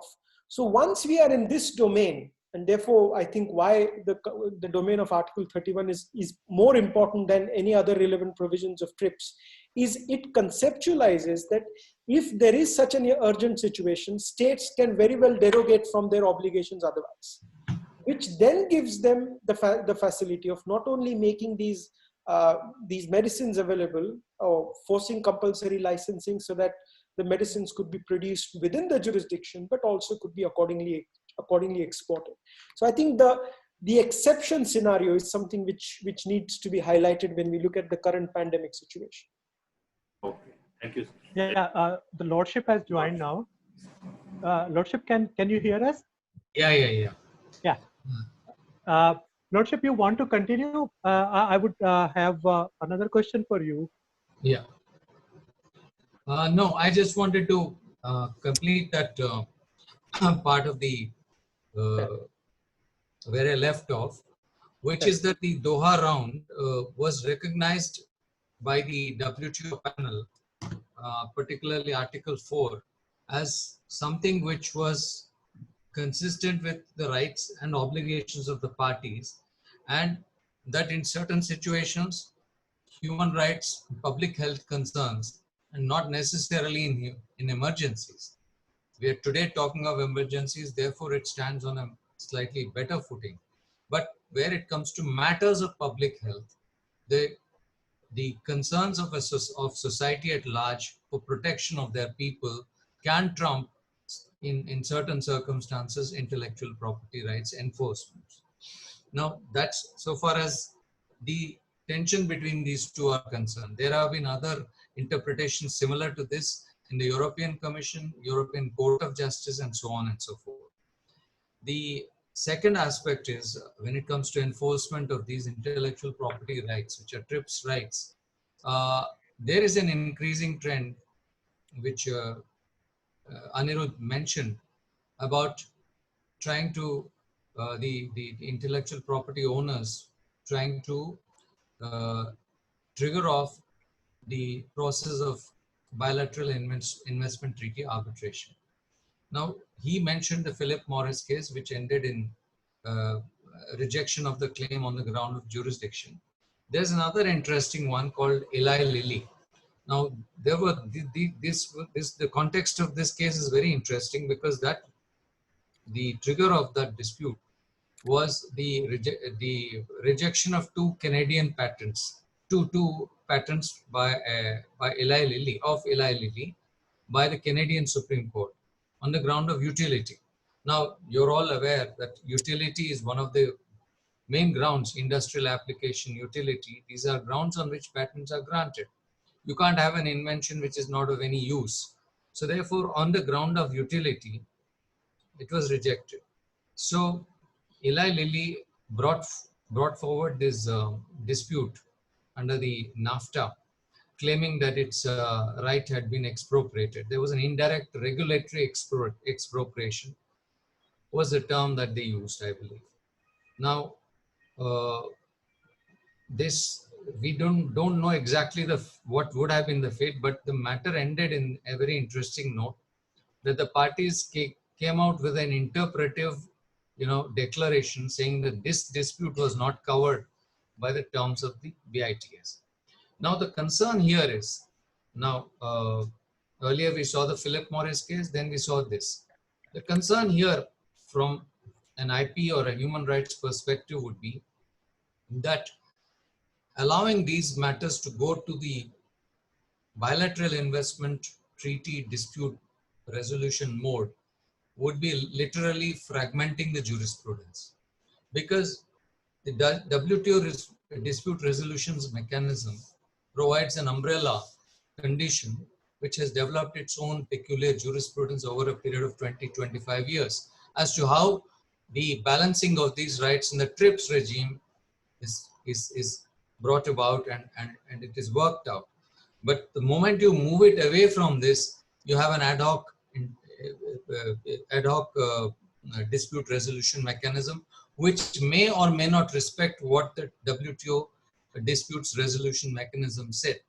Although WTO disputes resolution mechanism would not have the same binding force as a national court's judgment, yet it has great force on the members and their ability to negotiate within the TRIPS and within the WTO umbrella. Therefore, it affords a kind of consistency to the nature of behavior that its members can expect. So moving away from this, in my personal opinion, is not a great idea, though it has been resorted to. I only hope that this trend does not proliferate. Now, coming back to the question of pricing and drugs, one must understand two things, that patents are seen as an incentive for innovation, that you innovate, that you invest in R&D and you are able to come out with a new drug, what are sometimes known as blockbuster drugs, which address some at many times life-threatening situations and alleviate them. Therefore, the trade-off between the property right and the right of the public is that patents are given a certain uniform right for a certain number of years. The flip side to it is, wherever there is no drug control or drug price control, patent owners would are entitled to exploit that monopoly to the fullest. Now, Mr. Gupta and Professor Ahuja, both of you mentioned about the timing of drug price control and the limitations which national governments experience. There is something more fundamental to that. You even spoke about compulsory licensing and in the Bayer context, and why was it 2.8 lakhs for that dosage, and why was for 8,000 sufficient? Now, these are matters which, if you look into in detail, we really don't know what a drug company actually invests when it comes out with a blockbuster or a new drug. Possibly, we know for sure that drug companies are financed by banks. We know for sure that they also receive public funding in US and UK. And yet, whenever a patent is granted, the monopoly rights kick in, and depending on the market. Now, Mr. Ahuja mentioned, or I think Dr. Ahuja mentioned, or I don't know, Mr. Gupta mentioned that drug prices typically are higher in the West and not so high in other places. I can give another example. When the AIDS was almost like a pandemic, especially in South Africa and other places. In Malaysia and Indonesia and Philippines, these drugs were astronomically high. But when it came to India, they were lower. Partly it was because there is a very robust generic industry here. And the other thing is, which brings me to the main point of the monopolist, that is the patent owner's ability to segregate the markets. Now in the US and some other Western countries, you have insurance companies which fund, treatment. So recently, about 2 years ago, you had a hepatitis C drug, which was announced. Now the company in the US was selling it at $84,000 per year, the dosage. The same company was selling it in Egypt for $1,000 a year, which means that there is a range of possibilities for the patent owner to exploit that. Now, there is no convention, there is, at least internationally, there is no known method as to what is legitimate expenditure, what is not legitimate expenditure. There is a core part of the expenditure by which you spend a lot of money on R&D, which is legitimate. There would be, of course, a legitimate expectation of the shareholder for a reasonable return. But how many other things are included is anybody's question, is anybody's guess. Actually, there have been lots of studies on this, and one doesn't know exactly what happens. I believe about 30 years ago, it was possible for a new drug to be developed within about $200 to $300 million. Now they say it's $3 billion. Well, the economics of this one doesn't know, but what one does know is that a lot of things go into the pricing of a drug when it hits the market in different markets. And this could also include advertisement costs. This could also include costs of failed drugs or a series of failed drugs and so on. But these are all theories, these are all speculations. But the fact is, the ability, that there is some legitimacy as to the ability of the market, the proprietor, to segregate the market. After all, they have to make good their expenditure. So how much is too much is always relative. And in the context of compulsory licensing, much would depend on how the patent controller is able to access the information from the files that are made available to him. And as far as my knowledge goes, in the Natco-Bayer case, the drug owner did not give access to this information. Therefore, whatever was the consequence, you saw 8,000 versus 2.8 lakhs. But I would only conclude, I'm sorry for having been being out of this discussion. I'd only conclude this by saying that the present pandemic has kind of challenged all our notions about what an international response ought to be. Maybe Article 31 was thought of for this. Article 12 of the ICESR certainly talks of epidemics, etc. But what is of importance for us, and I think Dr. Gastorn mentioned, but I have a slightly different view on this. I think this is the time when bodies like WHO and the IMF must be getting together and must create an international fund, because now there is a race for filing. Anyone who comes across any kind of solution which is within striking distance of giving some kind of a medical solution on a comprehensive basis is going to get the patent. Patent is not about who invents first. Patent rights are about who files it first. Therefore, I think it's the need of the hour is to think, not only look at solutions within TRIPS and the human rights treaties, but also think of another regime altogether, where the entire international effort, the global effort, is somehow pooled, and what comes out as an intellectual property, a patent or any other intellectual property, is there for humanity. Perhaps the way out for this is to create a fund. The fund will then disburse monies to all kinds of laboratories which will be coordinating with each other and cooperating, so that the end result is the optimization of all resources. Perhaps this is the way out, and probably this pandemic should be teaching us this. Number one. Number two, while on patents, I should also mention that this also talks, we should also be aware of the second aspect of this, which is data secrecy and copyright. Now, if there is any research material, any research publication on this, likewise, that those inputs should also be pooled, and everybody who is into that effort should be rewarded. After all, whatever comes out, a vaccine or any medication, would be in the greatest demand all across the world. So it's high time that the world bodies get together and put together some kind of a common front, a fund, which will subsidize the efforts of all those who are doing it, rather than allowing one person to claim it and say that this belongs to me, and then leaving it to the for negotiations to each individual country depending on its economic might and so on. So I would say this is, I can't say this is an appeal. My earnest hope is that this kind of effort will take place, and hopefully we will see a different kind of world order emerging, especially in the case of pandemics and those endemic diseases which seem to strike certain countries every year. Thank you. Thank you, Lordship. I'll take this point a little further, what you have finally concluded. The WHO has also made an appeal, and there was some appeal with respect to patent pools, and that was one of the questions of one of the participants also.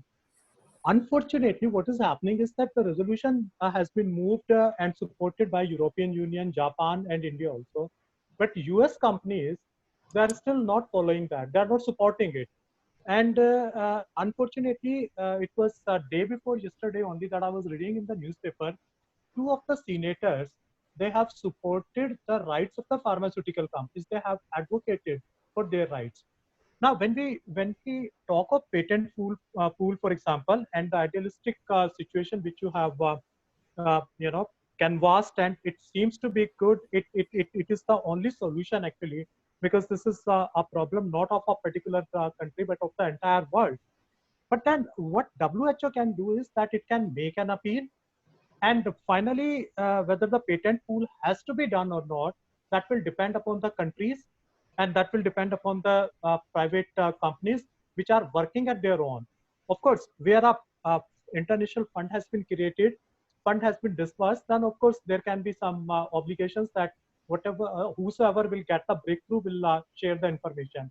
But where the things are happening where the things are being done by the company at their own level, so I think they may not be in a mood to go for patent pool, and they would prefer to go for the filing of patent.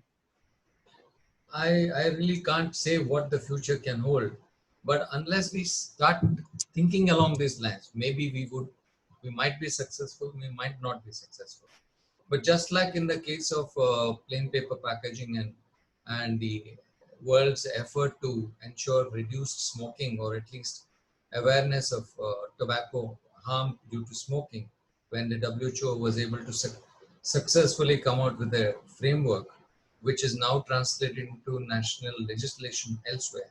Perhaps this is a case where we should have some kind of a framework, an international framework, whereby parties sign on, and that is translated into national legislation, which in turn leads to this kind of pooling of effort. I won't say pooling of patents, it's a pooling of efforts which might lead to multiple patents which are available to all at a reasonable price, where the price, costing is distributed to all. Now, coming back to what X country or Y country or Z country does, well, it depends on how their governments view this, number one. And number two, at an international level, we know for sure that at least half a dozen or maybe more countries now have actually issued advanced compulsory licenses, so to say. For sure, Israel has done that. Ecuador has done that. The German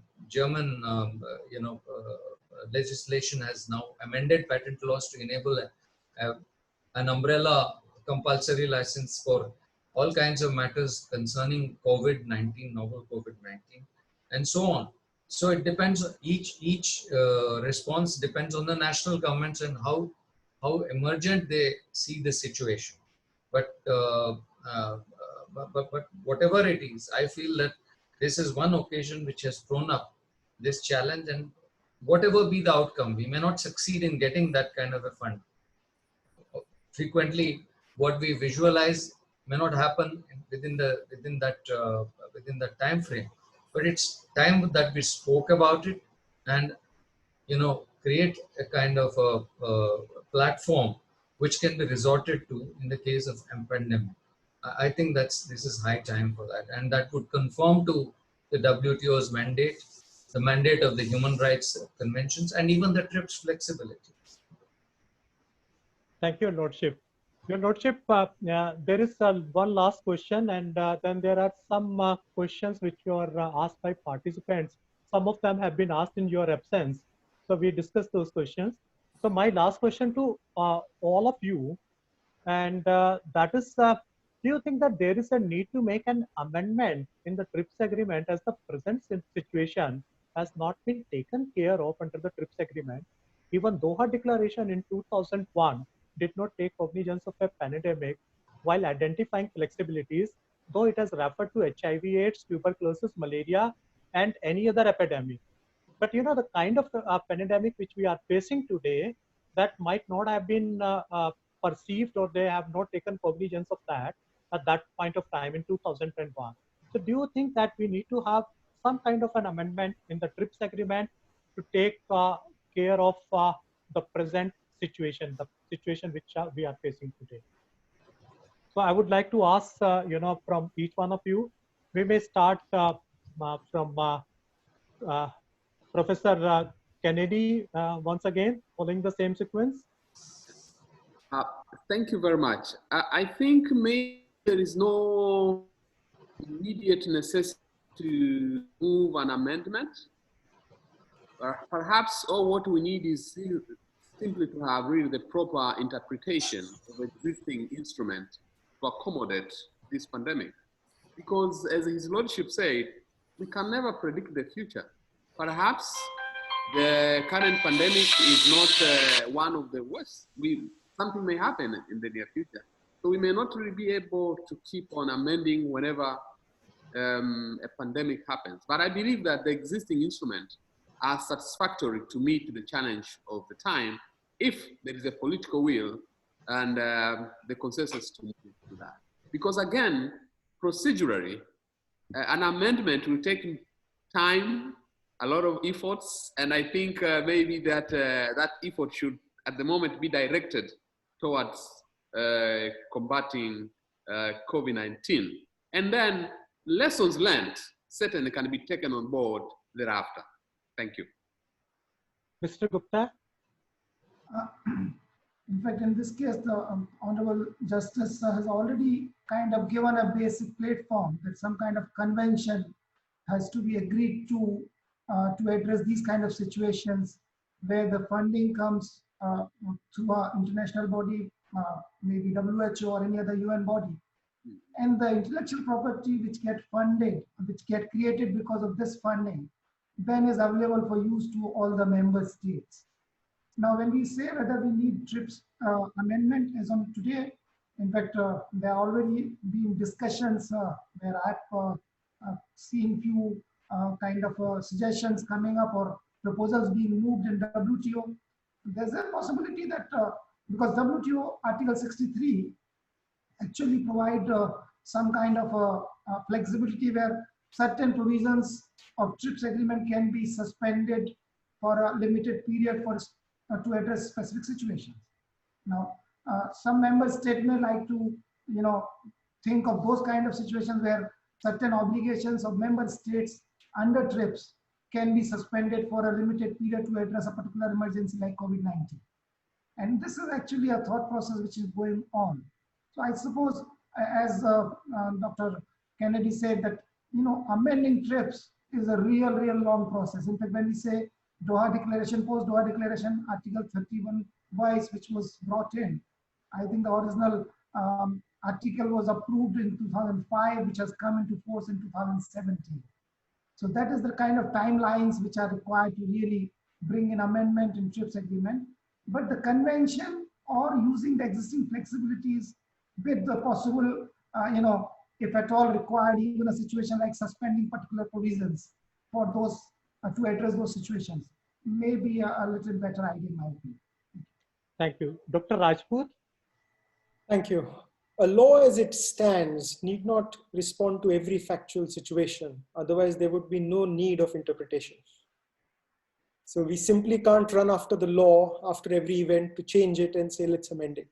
So before amending anything, we have to ask, is the law incompetent or incapable to address the situation? And as the law as it stands at the moment, through Article 31, gives enough flexibility to respond to any kind of a pandemic.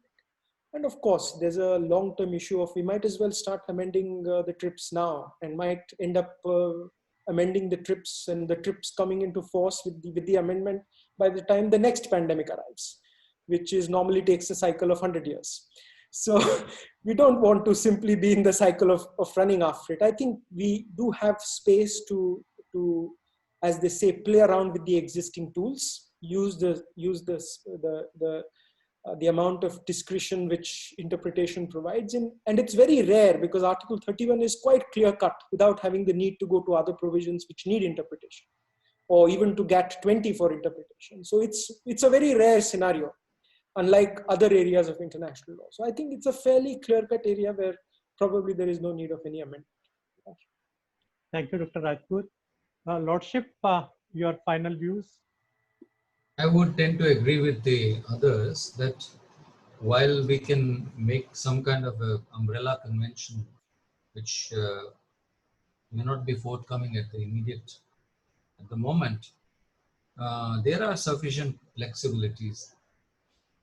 Article 12C of the ICESR in fact talks of an epidemic and obligation of the state parties to provide for public health.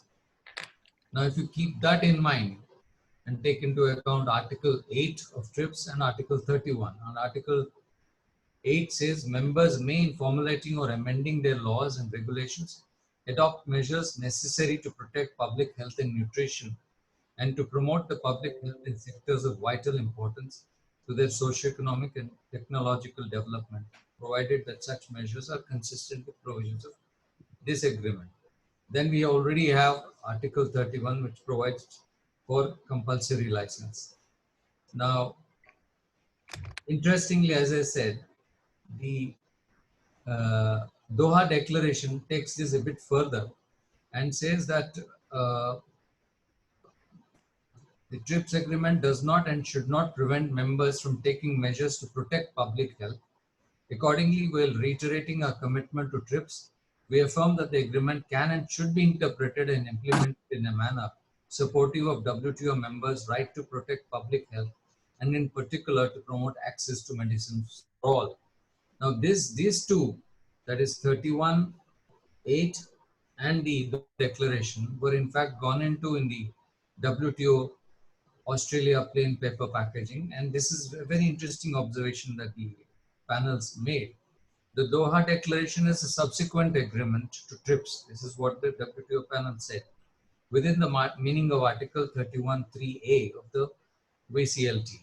According to the panel, this confirmed that the object and purpose of TRIPS is to be informed by Articles 7 and 8, social and economic welfare, and a balance of rights and obligations, and the rights of members to adopt measures necessary to protect public health, respectively. Therefore, at the present moment, I don't think, and I agree with the others, that there is no, pressing or very urgent need to talk of a pandemic explicitly, because it does fall within the public health, consideration of each state member. The pandemic cuts across all the countries. Therefore, it falls definitionally within the public health concerns of each nation which is a signatory to WTO. But yes, going further, we might need to have something more express where the responses ought to be from the global humanities perspective. Thank you, Lordship. Thank you. Dr. Ajay, how many questions do you have? Sir, we have two more important questions that So, we can discuss. Yeah, please, Yeah. quickly. Sir, sir, one question is for Professor Kennedy, sir. Sir, can you hear me?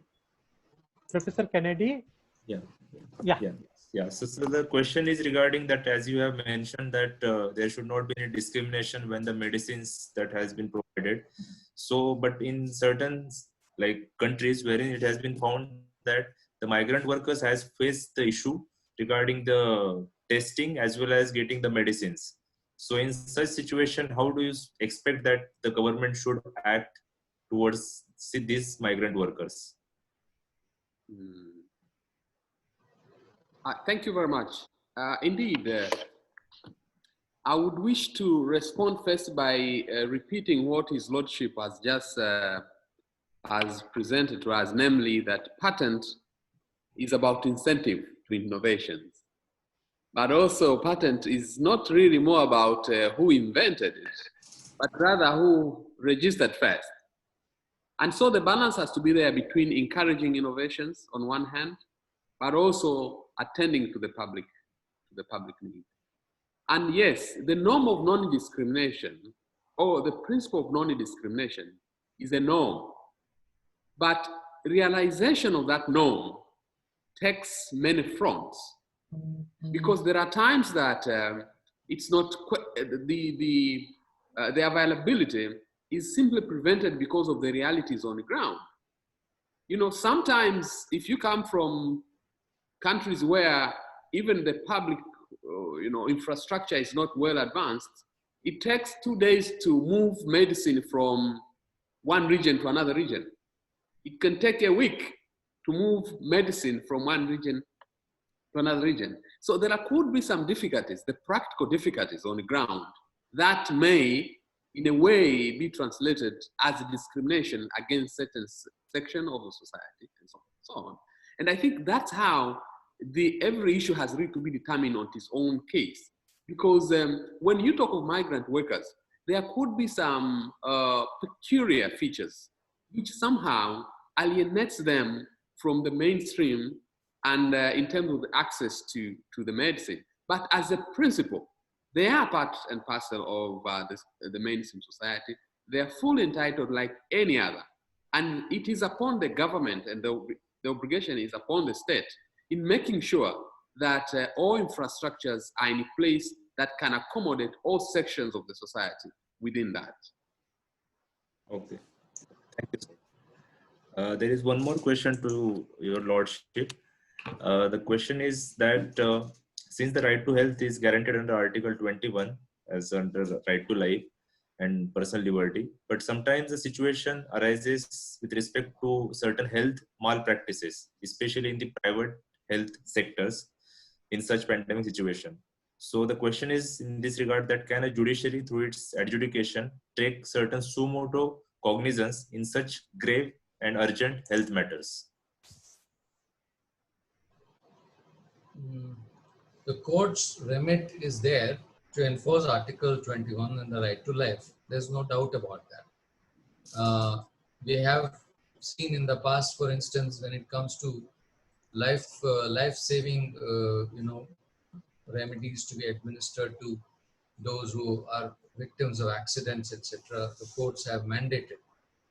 Now, when it comes to your question is private malpractice in the sense that it could be doctors, it could be let's say hospitals or clinics which refuse to or turn away people on grounds of one of the obvious reasons is lack of financial resources or their inability to pay. Sometimes it could be logistics, etc. What is the role of the courts? In such cases, I believe the court, although the court has a right to enforce, a duty to enforce Article 21 and can take cognizance of it, but the court cannot be monitoring private, malpractice like this. Rather, it can call the government and ask it to account for the measures that it is going to take or would take, and kind of make an oversight of that through some appropriate procedure. But otherwise, normatively, it cannot say that, this is the price at which you must be giving it to all sections of the people, or everybody should be going, because it does not. And in an emergency like this, it does not have the necessary inputs at this stage to say what should be right, what should be wrong. After all, these are policy choices. But yes, as a guardian of the people's liberties, it can take into account and call the government to take appropriate measures. Thank you, sir. So we have this important question, sir. On other part, we have already covered during the discussion, sir. So I won't repeat those questions. Yes. Thank you, sir. Thank you, Your Lordship. And it was really a very intellectual discourse for more than 2 hours. Now, I'll request Dr. Ashutosh Mishra to do the important thing by proposing a vote of thanks to our chief guest and the panelists and everybody who's connected with the organization and who participated. Thank you, sir. Good afternoon, everyone. On behalf of Law Center 2 Faculty of Law, University of Delhi, I have got this honor and proud privilege to propose a vote of thanks. Today, our webinar took place amongst the most relevant topics where the whole world is reeling under the stress and engaged itself in combative mode to tackle the consequences posed by the pandemic. Treatment for this COVID-19 health calamity is need for the hour, and the global community is putting great hope on the vaccine and the pharma product for possible treatments. The patented invention is an asset that can be commercialized by the patent owner, and it can be unaffordable to the lesser privileged section of the society. The natural human right must not be ignored in this travesty. The right of affordable, accessible, and reliable healthcare facilities to each of those affected is the need of the hour. Today, our esteemed guests, the speech of all the esteemed guests and the panel discussion, we had discussed the detail all the substantial issues with respect to our topic, and it has covered all the international law, IPR, WTO, TRIPS, international humanitarian law, etc. point of view. First of all, I am highly grateful, obliged, and sincerely thankful to our esteemed chief guest, who is internationally acclaimed person in the field of IPR, competition law, international trade law, etc. Hon'ble Mr. Justice S. Ravindra Bhat, Judge, Supreme Court of India, for accepting our kind invitation and giving us valuable time and enlighten us with new information with respect to right to health, enforceability of IPR, WTO, TRIPS regime, and human rights regime, etc. My heartfelt special gratitude to Sri Aniruddha Rajput sir, member UN International Law Commission, for accepting our invitation and giving us precious time. His observation with respect to international trade law point of view and WTO point of view are very relevant. I am highly obliged to His Excellency Professor Kennedy Gastorn, who has accepted our invitation in a short notice, and he has discussed the issues of human rights and availability of drugs, etc. I am sincerely thankful to Sri O.P. Gupta sir, Controller General of Patent, Trademark, Design, to enlighten us on the relevant issues with respect to patent and other related issues. I would like to say special thanks to Professor V.K. Ahuja, Professor in charge Law Center 2, for encouraging, motivating, and supporting us in all academic endeavor, which is beneficial to students, research scholars, colleagues, and to the society as well. I would like to share deep sense of gratitude to all the esteemed participants. Last but not the least, I am sincerely thankful to Dr. Ajay Sonowane, Assistant Professor, Faculty of Law, for cooperating me, and to Student Coordinator Abhishek Bhati, Tanya, Himanshu Kala, and to all every student of the Faculty of Law. Thank you. Stay safe, stay blessed. Thank you. Thank you. Thank you, Dr. Ashutosh Mishra. Thank you, you. Your Lordship, for being with us and enlightening us on such an important topic. Thank you, Dr. Aniruddha Rajput. Thank you, Professor Kennedy Gaston. Thank you, Mr. O.P. Gupta. We'll definitely have much more discussion in future also. Keep on obliging us by accepting our invitation. Thank you very much. Thank you all the participants. Namaskar.